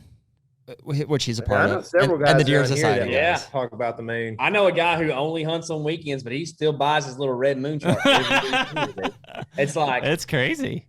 You're only going to hunt when you can, anyway. Yeah, it's like it's something about nuts, man. Just that mystique. People like that about this stuff, though, and that's kind of what makes things fun. If we had these things figured out, I could just go kill one every time. Well, and that's it, man. I mean, regardless of like, yes, I think that playing the weather and making sure your wind's in check is probably the most valuable. But at the end of the day, it's like it's 90% luck. Just be in the right place, right time. I think things like the moon guide, along with a lot of other things, make deer actually harder to kill. And it's not the moon guide itself, but that we're giving deer too much credit. Yeah, for sure. Yeah, things like, and I've named deer in the past, nothing wrong with it, but like naming deer, trying to find these like mystical patterns, like anything that's given them too much credit, I think is what keeps deer running. Like it's just a goat that lives in the woods, and you just got to be at the same place that it is and follow its stomach for the most part. That's it. The ladies and its wiener the other half. Yeah, that's it. Yeah. That's really what it comes down. With you guys when you guys travel a lot, Sorry, Tyler, I didn't mean to interrupt you there. When you guys are traveling a lot, I know this is something that Jared and I talk about, and we probably err on a side of caution more than we should, but how aggressive do you think you guys are when you move into a spot to start hunting for the trip, whether it's a 5-day trip or a 7-day trip? I mean, do you start conservative and then get more aggressive, or do you just like go in on it? If you, it depends on how much land you have to play with. I think like up in South Dakota last year, we didn't have a whole lot of great spots, so we felt confident in from the maps, even from the get-go, you know. And so like we really, it was the most odd thing, but like for the first like 4 days of the hunt, like, you know, you're essentially in early October, you're kind of hunting a bed to feed pattern. So, you know, you have this destination alfalfa field and you've got this, you know, this woods down by the river, and that's where they're going to bed, and they're going to go out to that. And, you know, the first afternoon we find out that that's the truth. They're going up there in the evenings, but for like the first 4 days, the wind would switch like every 12 hours to make it the wrong wind we needed to hunt the deer. It was the wildest thing. Like literally we're like, every day we're like, well, it switches again this afternoon, so the wind's going to be blowing right out and we can't hunt them, you know, or whatever. And it's funny how they figured that out, and you're like, oh, that's why they're doing that. Yeah. Just like when you find a big buck bed in a bowl or something, and you're like, oh, the wind's swirling from every direction at all times. That's why. Yeah. So but we ended up, you know, like KC was talking about earlier, like we ended up having a wind switch that finally worked for us, or a wind that finally worked for us in the evening. And we were like, I mean, it was like one of those deals. It's Game on the ding dongs and go, dude. Yeah. We definitely, you know, felt good about it, went in, and we actually both shot deer that night. Yeah. Wow. And so it's like, I guess in that situation, we had to be conservative in our you know, with the wind and everything. We had to be conservative in hunting that spot, and we hunted fringe stuff and hunted other spots that were pretty marginal for several days. But then once we got the wind, it was like, we're so far into the hunt. You got to go. Got to get up in there, you know. I so think, we did. like, if I could describe it, my approach, at least I think we kind of share this, is like knowledgeably aggressive. Yeah. Right. Yeah. Don't do anything stupid that doesn't make sense, but be absolutely as aggressive as you can. Yeah. You know, like say we roll up to wherever we're going to hunt, you know, Texas Public this year, and we know where the hot spot is. I'm not going to like set up 200 yards from that and slowly move in day after day, because each day is me intruding. Like if I can go in there first day in the best spot and it's a good wind, go do it. Yeah. You know, like there's no reason. And I'm not criticizing people, because everybody kill deer. I can't talk. A lot of people kill deer in a lot of different ways. Right. But for me, it doesn't make a lot of sense to hunt fringes if you have a great opportunity or a great weather window or whatever it is. It's like what you did in Illinois. You went in there the first day you were there on the good cold front, hung in the tree 13 yards from the scrape, and shot a giant buck. Yeah. You know, like everything makes sense, you know, in that situation. I think like we wouldn't show up and, you know, go say just spotting and stalking through the timber and, you know, walking along the ground and just blow the whole place out. For one, that's kind of inconsiderate of a lot of people sometimes. And, you know, for another, it's not very effective. But I guess, you know, if you have the time and that's what you want to do, I guess I'm not saying don't do it or whatever. Elmer fudding through the woods. If you got your crossbow with you. It's like nothing like a guy walking around at 8:30 when you're in your tree stand. Yeah. Blowing a grunt call. Brr, brr. Yeah. Like, hey. I'm here. Keep on walking past you. No, it's you know, I think that's exactly right what KC said. Is like if everything makes sense, just go in there and kill the deer, you know. But like if you, and also if you have a lot of land, I mean, there's also the variable, like if you're hunting a specific deer, whether it's on private or on public, and it's a monster, like you might be a little more conservative with that particular thing. But a lot of times we're out there, like he said, we're trying to kill 3.5-year-old plus bucks. We hardly are ever hunting a specific deer anymore. Yeah. That's weird. I did this year on my property. Yeah, on private. Yeah. I hunted actually a lot for that deer. So, you know, but like when we go out of state, it's not that way. It's not that way. The bucks you killed in in Texas this past year, was that the one you killed like it was real dark? It was getting pretty dark. Yeah, it was a nice buck too. Yeah. That was on public. I watched that. I think last night. Oh, thanks, Cool. man. Thanks, man. Yeah, that was, dude, that's one of, Thank you. I don't know, we've, since 2016, we were hunting together in 2016, but like since then, I mean, we've been putting in a lot of time and effort on Texas public, and it's not easy at all. It's very tough. That was a wild night there too, because it was like the most encounters we've ever had. I don't know. And it was hot. We were on an Indian summer, you know, it was like November, 3rd. And it was like 85 that day during the daytime. And I rattled in a giant old 6-point and Tyler shot that deer all in the same night. You know, it was wow. Like, you know, we talk about these weather fronts and all that, but the deer do what they want to, you know what I mean? Yeah. Just if you have access to get to where they are. Yeah. You know? Yeah. So, Well, guys, tell us a little bit about the Element in terms of how you guys have the channel set up and in terms of productions. Because, you know, I hear we're talking about you guys doing a bunch of like short film type stuff. I mean, is that kind of the primary feature of what you guys are doing on the channel? Yeah, well, Tyler is kind of master of production. He's kind of the mastermind behind this stuff, especially because he has the most camera experience. He just kind of taught me everything I know about him. But we have season SZN, which is kind of like, that's our hunting show. You know what I mean? Where like in the fall, we go through, as soon as a whitetail hunt starts that season, and it goes through pretty much until we don't have tags anymore. Through January. Yeah, through January, pretty much. Got it.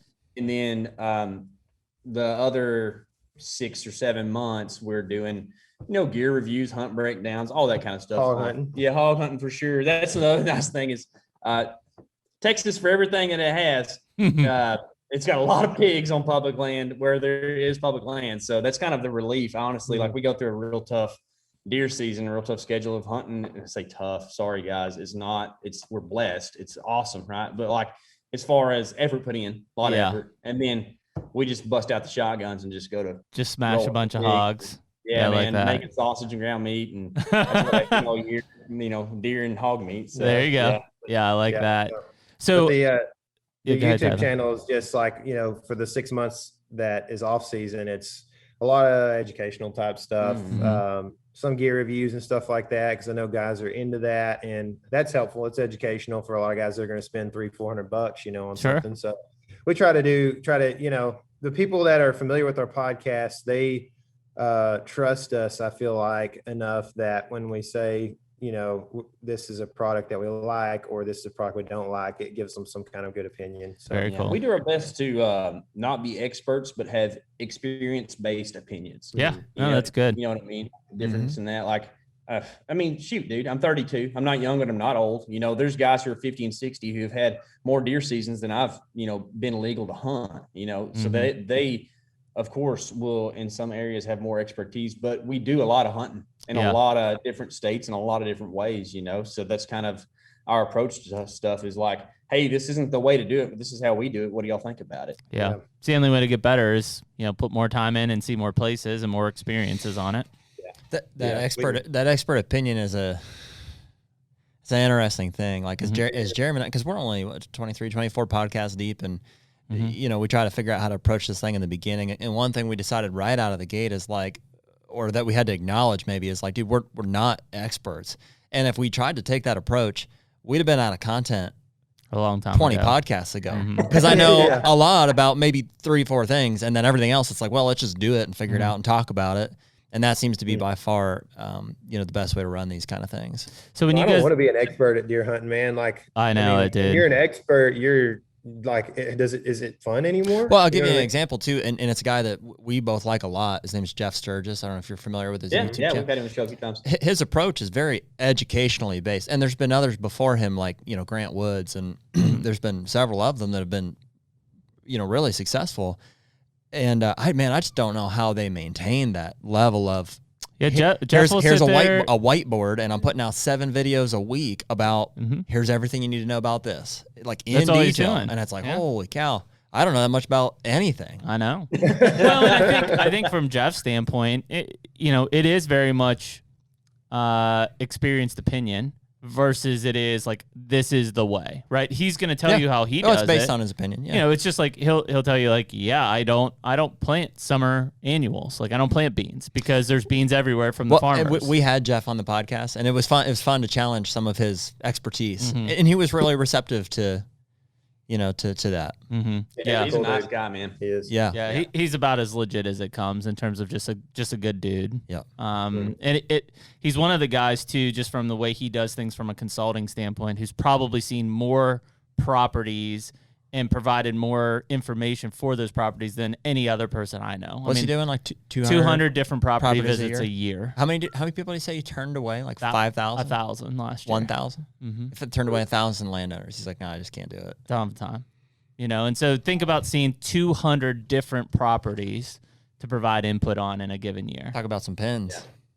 Yeah. If I could turn away 1,000 people for any product, I can make a lot of money. Yeah, I know, right? Well, it is interesting though. I mean, because we all have our experience. Like Jared and I kind of do. We have saddles. We'll probably use them a little bit this year. I will say that I'm still a hang-on guy. I've hunted out of mine one time, and I struggled with it because we didn't have the platform. We didn't have the platforms yet, so I was like standing on like some lone wolf sticks. Yeah, and, it wasn't great. I thought I was gonna be that guy, but last year I hunted out of a saddle almost every hunt. Really? And it's because I get in this thing, at least I shouldn't say you. I get in this deal where like I have my system for the season, and I don't want to mess with it. Yeah, that's smart. That's how Jared is. Yeah, and that's how pretty much I hunted. But I would say that like saddles are for run and gun stuff. And if you have permanent sets, go hang on that thing, and that way you're reducing how much time you have to get in there and mess around and move around and how much noise you make and all, like comfort, dude. Yeah. Shooting options. You're not shooting all weird and everything, that's another thing. Well, honestly, I got some shots because of the saddle this year. Like I was able to lean way out and kind of low or whatever, like get the right angle to shoot through limbs. But overall, I feel like there's more comfortable shots from a tree stand. Yeah, no doubt. Especially, which one would it be? That one right there. Yeah, over the shoulder. It's like I can't quite turn that far, but I can't come this way either. Well, and I mean, like we'll set some stands here in July on our leases in Illinois and some places that probably my dad and Corey will go out and hunt. But not saying that we won't, but Jared and I will either just slap a stand on our back or we'll take a saddle and just run and gun. Dude, I got real confident with that lone wolf for a while to where I was feeling like it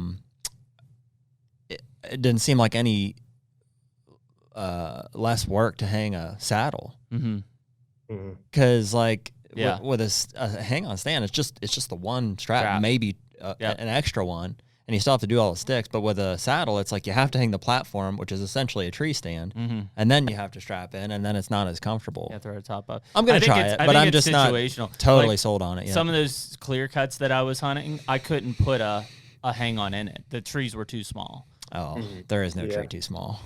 That's kind of how I feel, Jared. I think that there's a way to get a tree stand into almost every situation. I feel like just hang lower. I feel like I would have just been like this. Hang lower. I was already at like 7 feet. Yeah. I think the thing that like we run into with why we like the saddle so much is, especially in Texas, but in other places, like we have to go so far in sometimes. And I'm not talking that is a big advantage. You're right. Huge. Yeah. Yeah. I mean, we did it a few times. We would get real frustrated at the end of the season in Texas because like the deer disappear. It's, it's late season. It's hard. And so we would end up like there was, I think like 2 years in a row, we might've done this on the last day of our season where we're carrying in these stands and they're like lightweight, 13-pound stands or whatever. They're lightweight.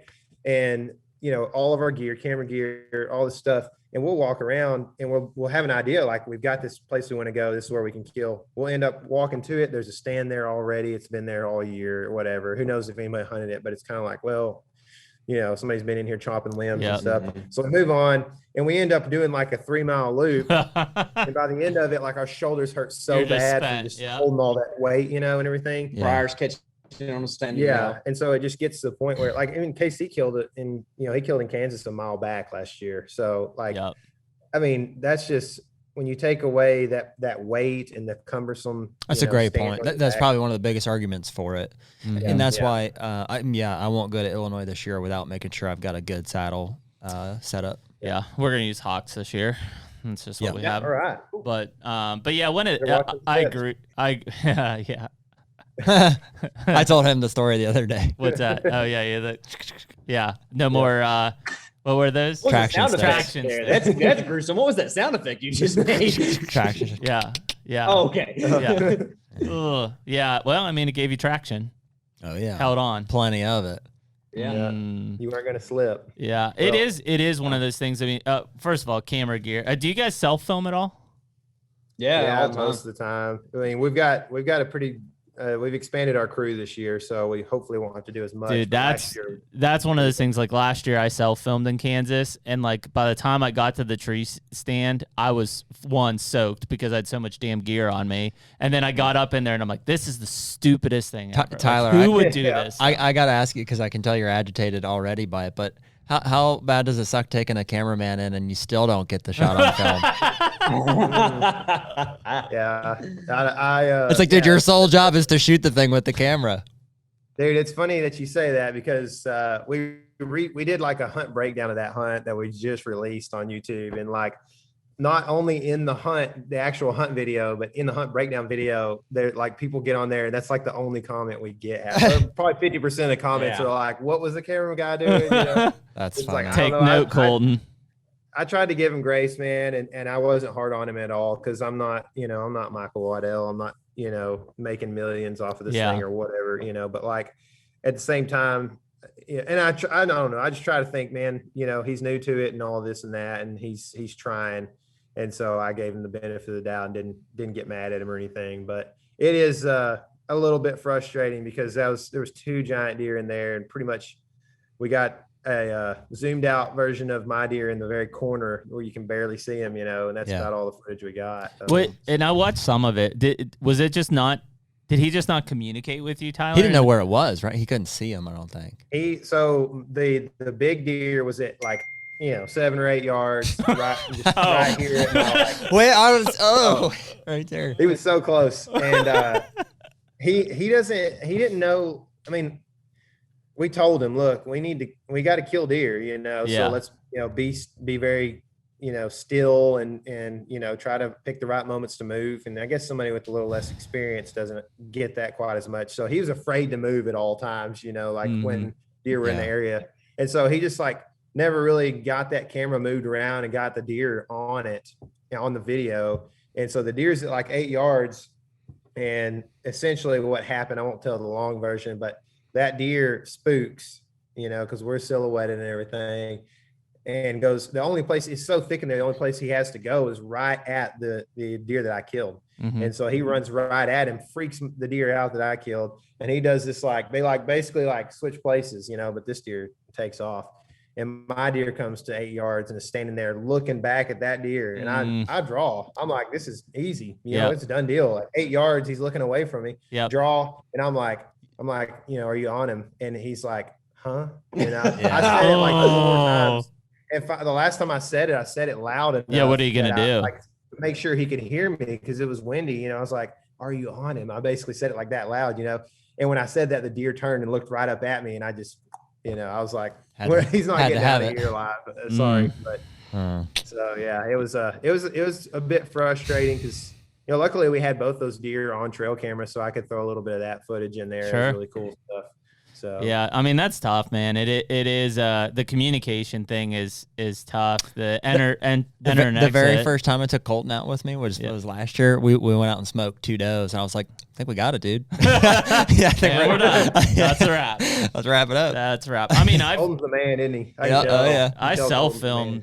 Well, Colton's it's your uncle, right? Yep. What? And his name is Jason. what last name? Jason Huntsman has filmed for a Bone Collector for quite a few years. Midwest Whitetail He killed big trashies. What you call that buck for Bill. on Midwest Whitetail East series? that's Have you cool. seen that? Yeah. That's his uncle. Awesome, dude. Yeah. Golly, man, you're just, it's in your blood. That's isn't it, man. Well, that's what we knew is going to be good. So Yeah. No pressure. no pressure. Are you a huntsman, Colton?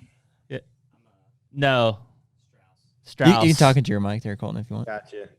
He's not a huntsman. No. Not by trade. He is though. Not He's by Dude, good. name. Huntsman, what a name! Like, Yeah. that's perfect. You could have made your own brand out of that. Well, but Colton he's a big hunter, so he at least gets the movements in the stand and getting in and everything. So that'll That's be so a big one. That's so important. It man. is. Just you can't know how to move in a tree stand until you've turned around and a deer's looking right at you like 10 times, and then you're like, oh, okay, I need gotta to move bust like the feet. this. Yeah. Yep. Which That's is one thing that I've been lucky to. Casey and I both have spent a lot of time in the woods, and so we kind of take for granted. And that's why I was trying to, like I said, I try to give him grace, because I take for granted sometimes how much time I've spent around deer, and like we've been able to hunt feeders for growing up and stuff. So like, not only do you have a deer pass you by, like a lot of guys in other states, but like the deer stands there for 30 minutes sometimes. So you get to learn everything about the deer. 7-year-old doe is just like trying so hard to figure out why this pile of corn's here. And what she I mean? will It's eventually. Great. Yeah. Yes. And so, so she's you learn so bobbing much. her head Yeah. all the time. Yeah. Like, how is her neck not getting tired? I know. Yeah. Oh, pencil neck. That's it, man. Yeah, that experience in the woods, it pays off a lot. I guess that's probably like, if you're trying to improve your abilities as a hunter, just make sure you hunt as much as you can, and you'll learn something sooner or later. And that's I mean, not that I like doing it, but like in a lot of cases, I'd rather self-film, because it's just me controlling everything. Like my movements, one person in the stand. Like, it's a lot harder to film and get quality film that way, and you miss like the hunter dynamic aspect, but Can't do it. Yeah. I'm with you. I also wish I could control that, but I just know that I can't get a good kill on film. Yeah. Yeah. No, you can do it, man. Well, especially not with, we're filming with like Black Magics, so it's like a DSLR type of body. Yeah. You just can't do it. I could do it. I could definitely do it with a Verizon deal or whatever. Yeah. But yeah, it's tough for sure. It's very tough. Yeah. Man. And it's, if you want to do it, just know that you're going to mess up a deer. Oh, yeah. Point. And it's gonna suck. I have a hard enough time freaking shooting deer as is. When you carry all that stuff a mile back in, and then you climb up and you set up, and then you set up all your camera gear, and you're soaked, and you're just like, this is stupid. Well, there's a lot of advantages to having a cameraman though. Like I'll get that. Like if I hang the stand, I'll be like, hey, here's the saw. Go cut that. Go cut that. Yeah. Trim my lanes for me. There you go. Yeah. Get up here. Hurry up. Hurry up. Yeah. He's coming. Get over here.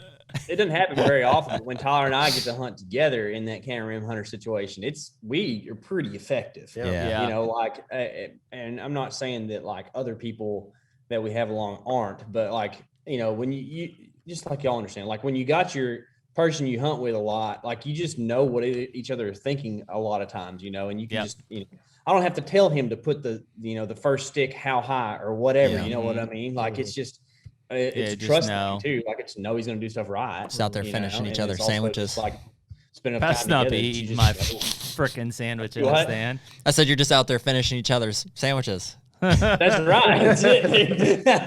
Hey, pass me that PB&J, and he's like, ooh, sorry. Well, about dude, that. so we Jeremy and I is a good example of this. Did this North Dakota hunt last year, and it was like flawless, and we're like broing out over like, dude, perfect execution, like. Yeah, we should add everybody on the floor as well. Yeah, we did a great job.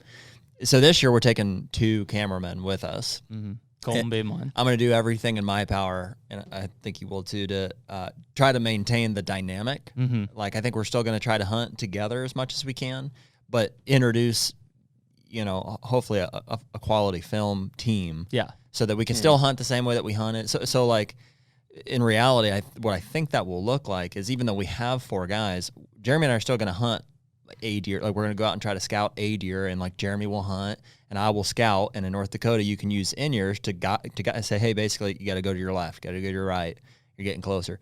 One cameraman will go with Jeremy, and one will stay with me from the lookout spot. So hopefully we can capture Mm-hmm. And then we'll switch. all of the elements. Yeah, and then we'll switch. Yep. Off and on stock. But I loved last year so much that I'm nervous that introducing 2 more guys could throw off that dynamic. But I think we're going about. We could have got some really cool film from last year. It would have been so sick. Yeah, it would have been really good. But the hard part there, like even if it's just you 2 guys, then you don't get your dynamic, right? One of you's cameraman, the other one's the hunter. Yeah. So you're trying to interact, but it's not the same as if you're both in front interacting. Can't do it. GoPro footage that's just not my favorite. Exactly. You know what I mean? Yeah. It's kind of the solution to it. But Yeah. I don't know. That's one of the things that we did this year. You know, you asked us earlier, you know, like what's the production look like for the element? We have a full-time cameraman in the fall, a part-time cameraman in the fall, and a guy who's going to be on screen some and off some. And all that stuff is kind of blurry anyways, you know, when you come along and do stuff with us, you end up hunting a lot. But so one of the things that we made sure we accumulated like-minded people and from the get-go. Sure. And then now, like, we do a ton of team building stuff. We don't call it that because that's kind of like corporate or whatever, you know, but like essentially that's what it is, you know. Like, don't tell anybody, but we're team building. This is team building. Right. Yeah. Like, I thought we were just eating s'mores. Yeah. Yeah. But like, we just make sure we're friends, Yeah. you know, and sometimes you can't make sure you're friends with somebody. So that's a whole nother screening process, you know, but like, just bro it up, you know, and sooner or later you work good together. You know, that's and we're going to actually have, I think in July, in July, we're going to have kind of like a film school type deal where for a day and a half, we're going to just watch films and video that we've shot, like what's good, what's bad, stuff that's, you know, a good thing to. That's really cool. show. That's smart, man. Eat a lot of Mexican food, you There know, you go. and just make everybody happy. Little Yeah, enchilada no doubt, supreme. man. Oh, It's on the yeah. menu. That's my go-to. It's on the menu. I don't even look at the menu when I go to Mexican restaurants. I just get the enchilada supreme, and they always have it. If It's they a don't, Pennsylvania thing to do. I guess, yeah. if they don't, you have issues. You're in the wrong place. Well, I got to find another Mexican place. Eat a gordita plate. Huh? Gordita plate. A gordita? That's what I get at Taco Bell. No. I get listen, dude. When I go to Taco Bell, I get 2 Crunchwrap Supremes and 2 cheesy gordita Crunchwraps. Oh man, They're hiking prices on me though. It's like $20. He's in bulking Dude, phase. I know. Used to, you could eat like in college. You could eat Taco Bell for like $5. These are my and now boys right here. Oh, no, It's Yeah. like they might as well go eat a steak. Man, you know? nothing feels like deer season to me like Taco Bell.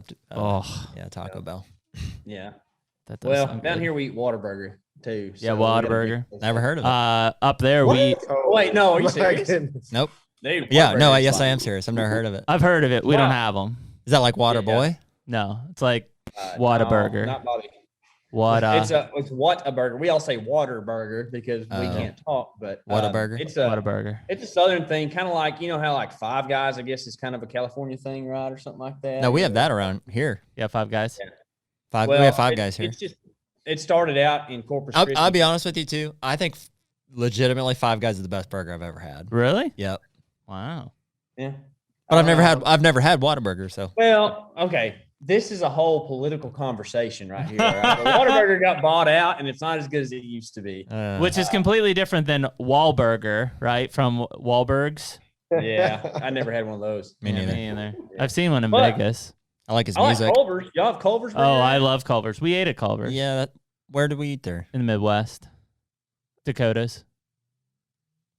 Oh, I don't remember it are y'all being going through bad. Nebraska this year? I was about to say. Are y'all going through Nebraska at all? No, not this So year. Nebraska has a culturally relevant fast food chain called Runza. Ooh, Runza's like a hot pocket, pretty much. So if really? you're ever in Nebraska, you got to go to Runza and get a Runza. I like Does that. it give you the Runzas? It does.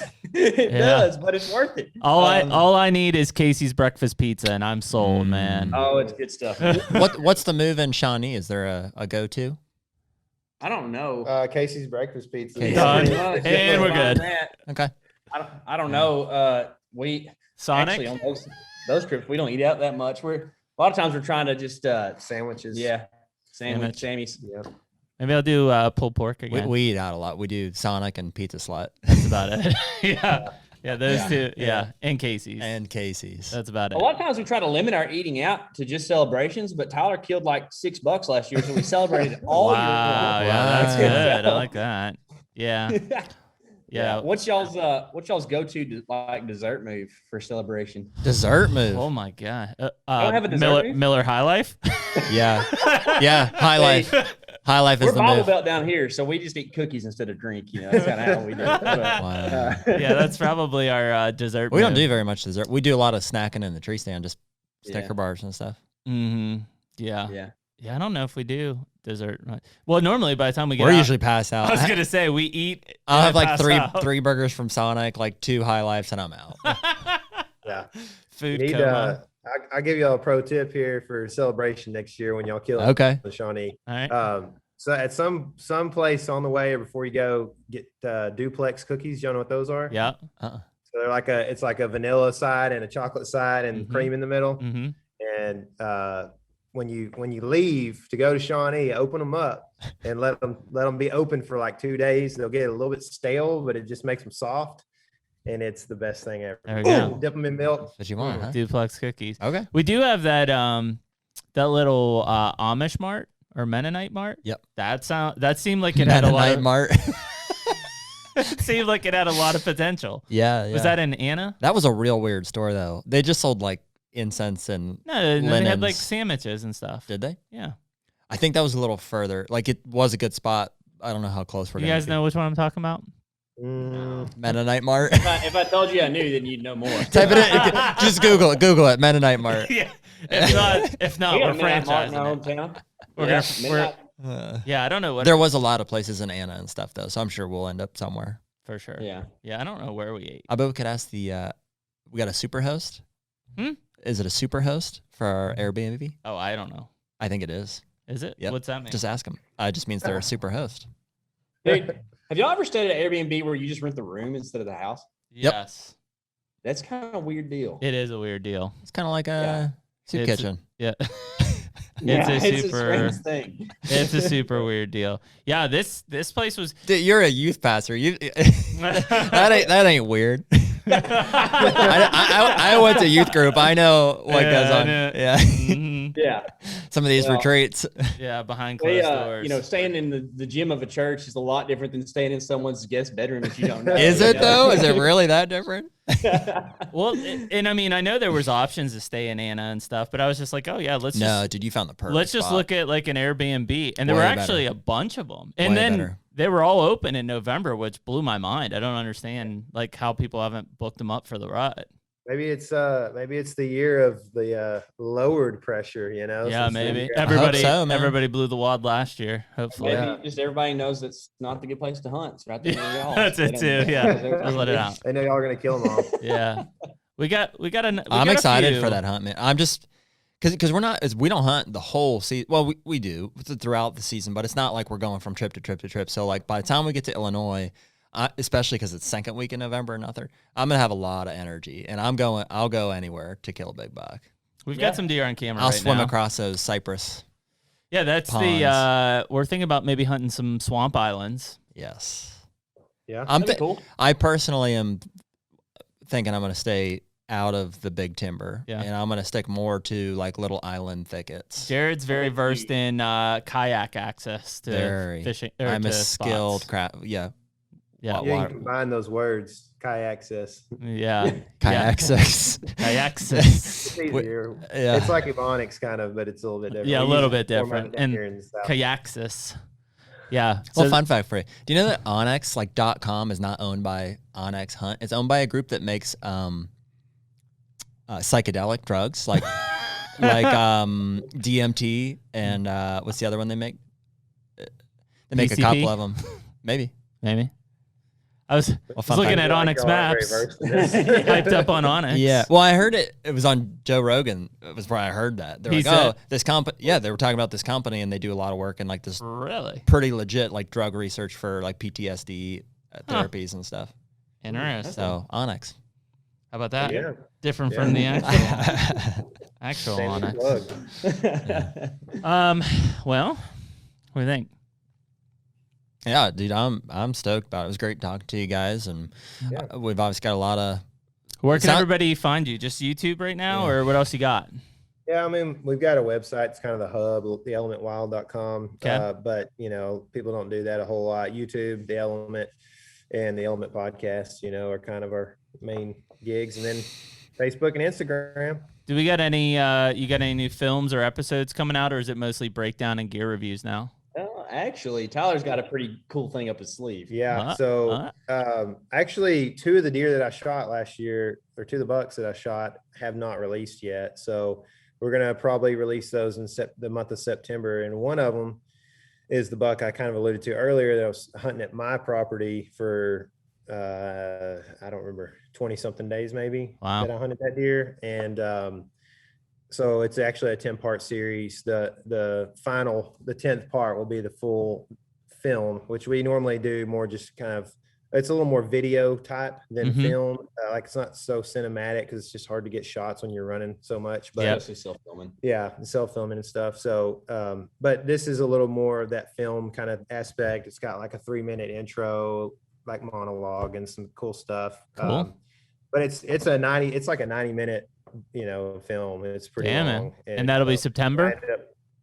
That'll be, releasing through the month of September. And then I killed a buck on public in Kansas that'll release sometime around then as well. So that'll be perfect timing to get us all amped up. Heck yeah. Yeah, that's what we're hoping. And along the way, we've got hunt breakdowns and stuff that we're doing we're getting some of our mounts back from last year. So we're kind of revisiting the memories, and doing some of that. So yeah, Awesome. it's fun. Awesome. And then the Map Scout Challenge stuff from this year will be coming out, I guess August? Probably Something August, like that? hopefully. Yeah. Awesome. Very Sweet. cool, man. Well, we'll stay tuned for all that. Yeah, we'll be looking for it. We appreciate you guys coming on, and we'll definitely have to hook up here closer to season or even maybe midway through season if we all get some breathing room and kind of do a season update and see where we're all at, and maybe if we cross paths even. Heck yeah. Might could do something in Illinois, eat over some breakfast pizza. There you go. Are you guys going back to Illinois this year? Probably so. Yeah, we've got a buddy that is hanging some cameras for us right now. Can you send me those points?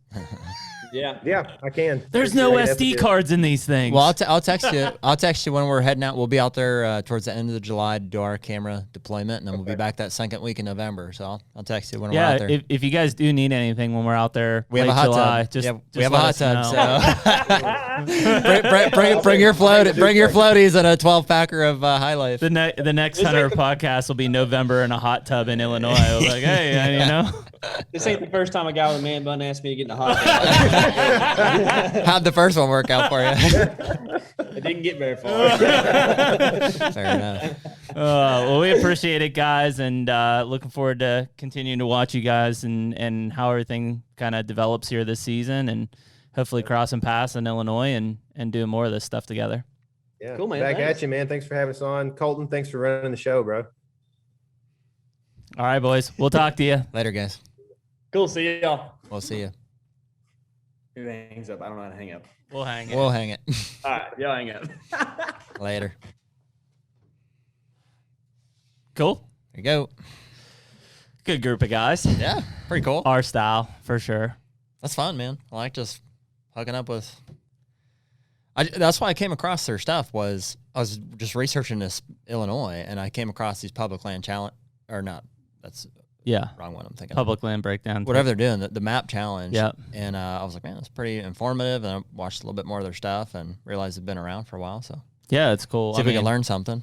I mean, obviously they've kind of got this path down of really how they're trying to break things down and where they're going and how they're hunting and who they're hunting with and what the content's going to be. Well, I mean, I love that they're doing a lot of out-of-state public land trips, which, we're kind of getting into. And so I think we can learn from them. They're killing some, too.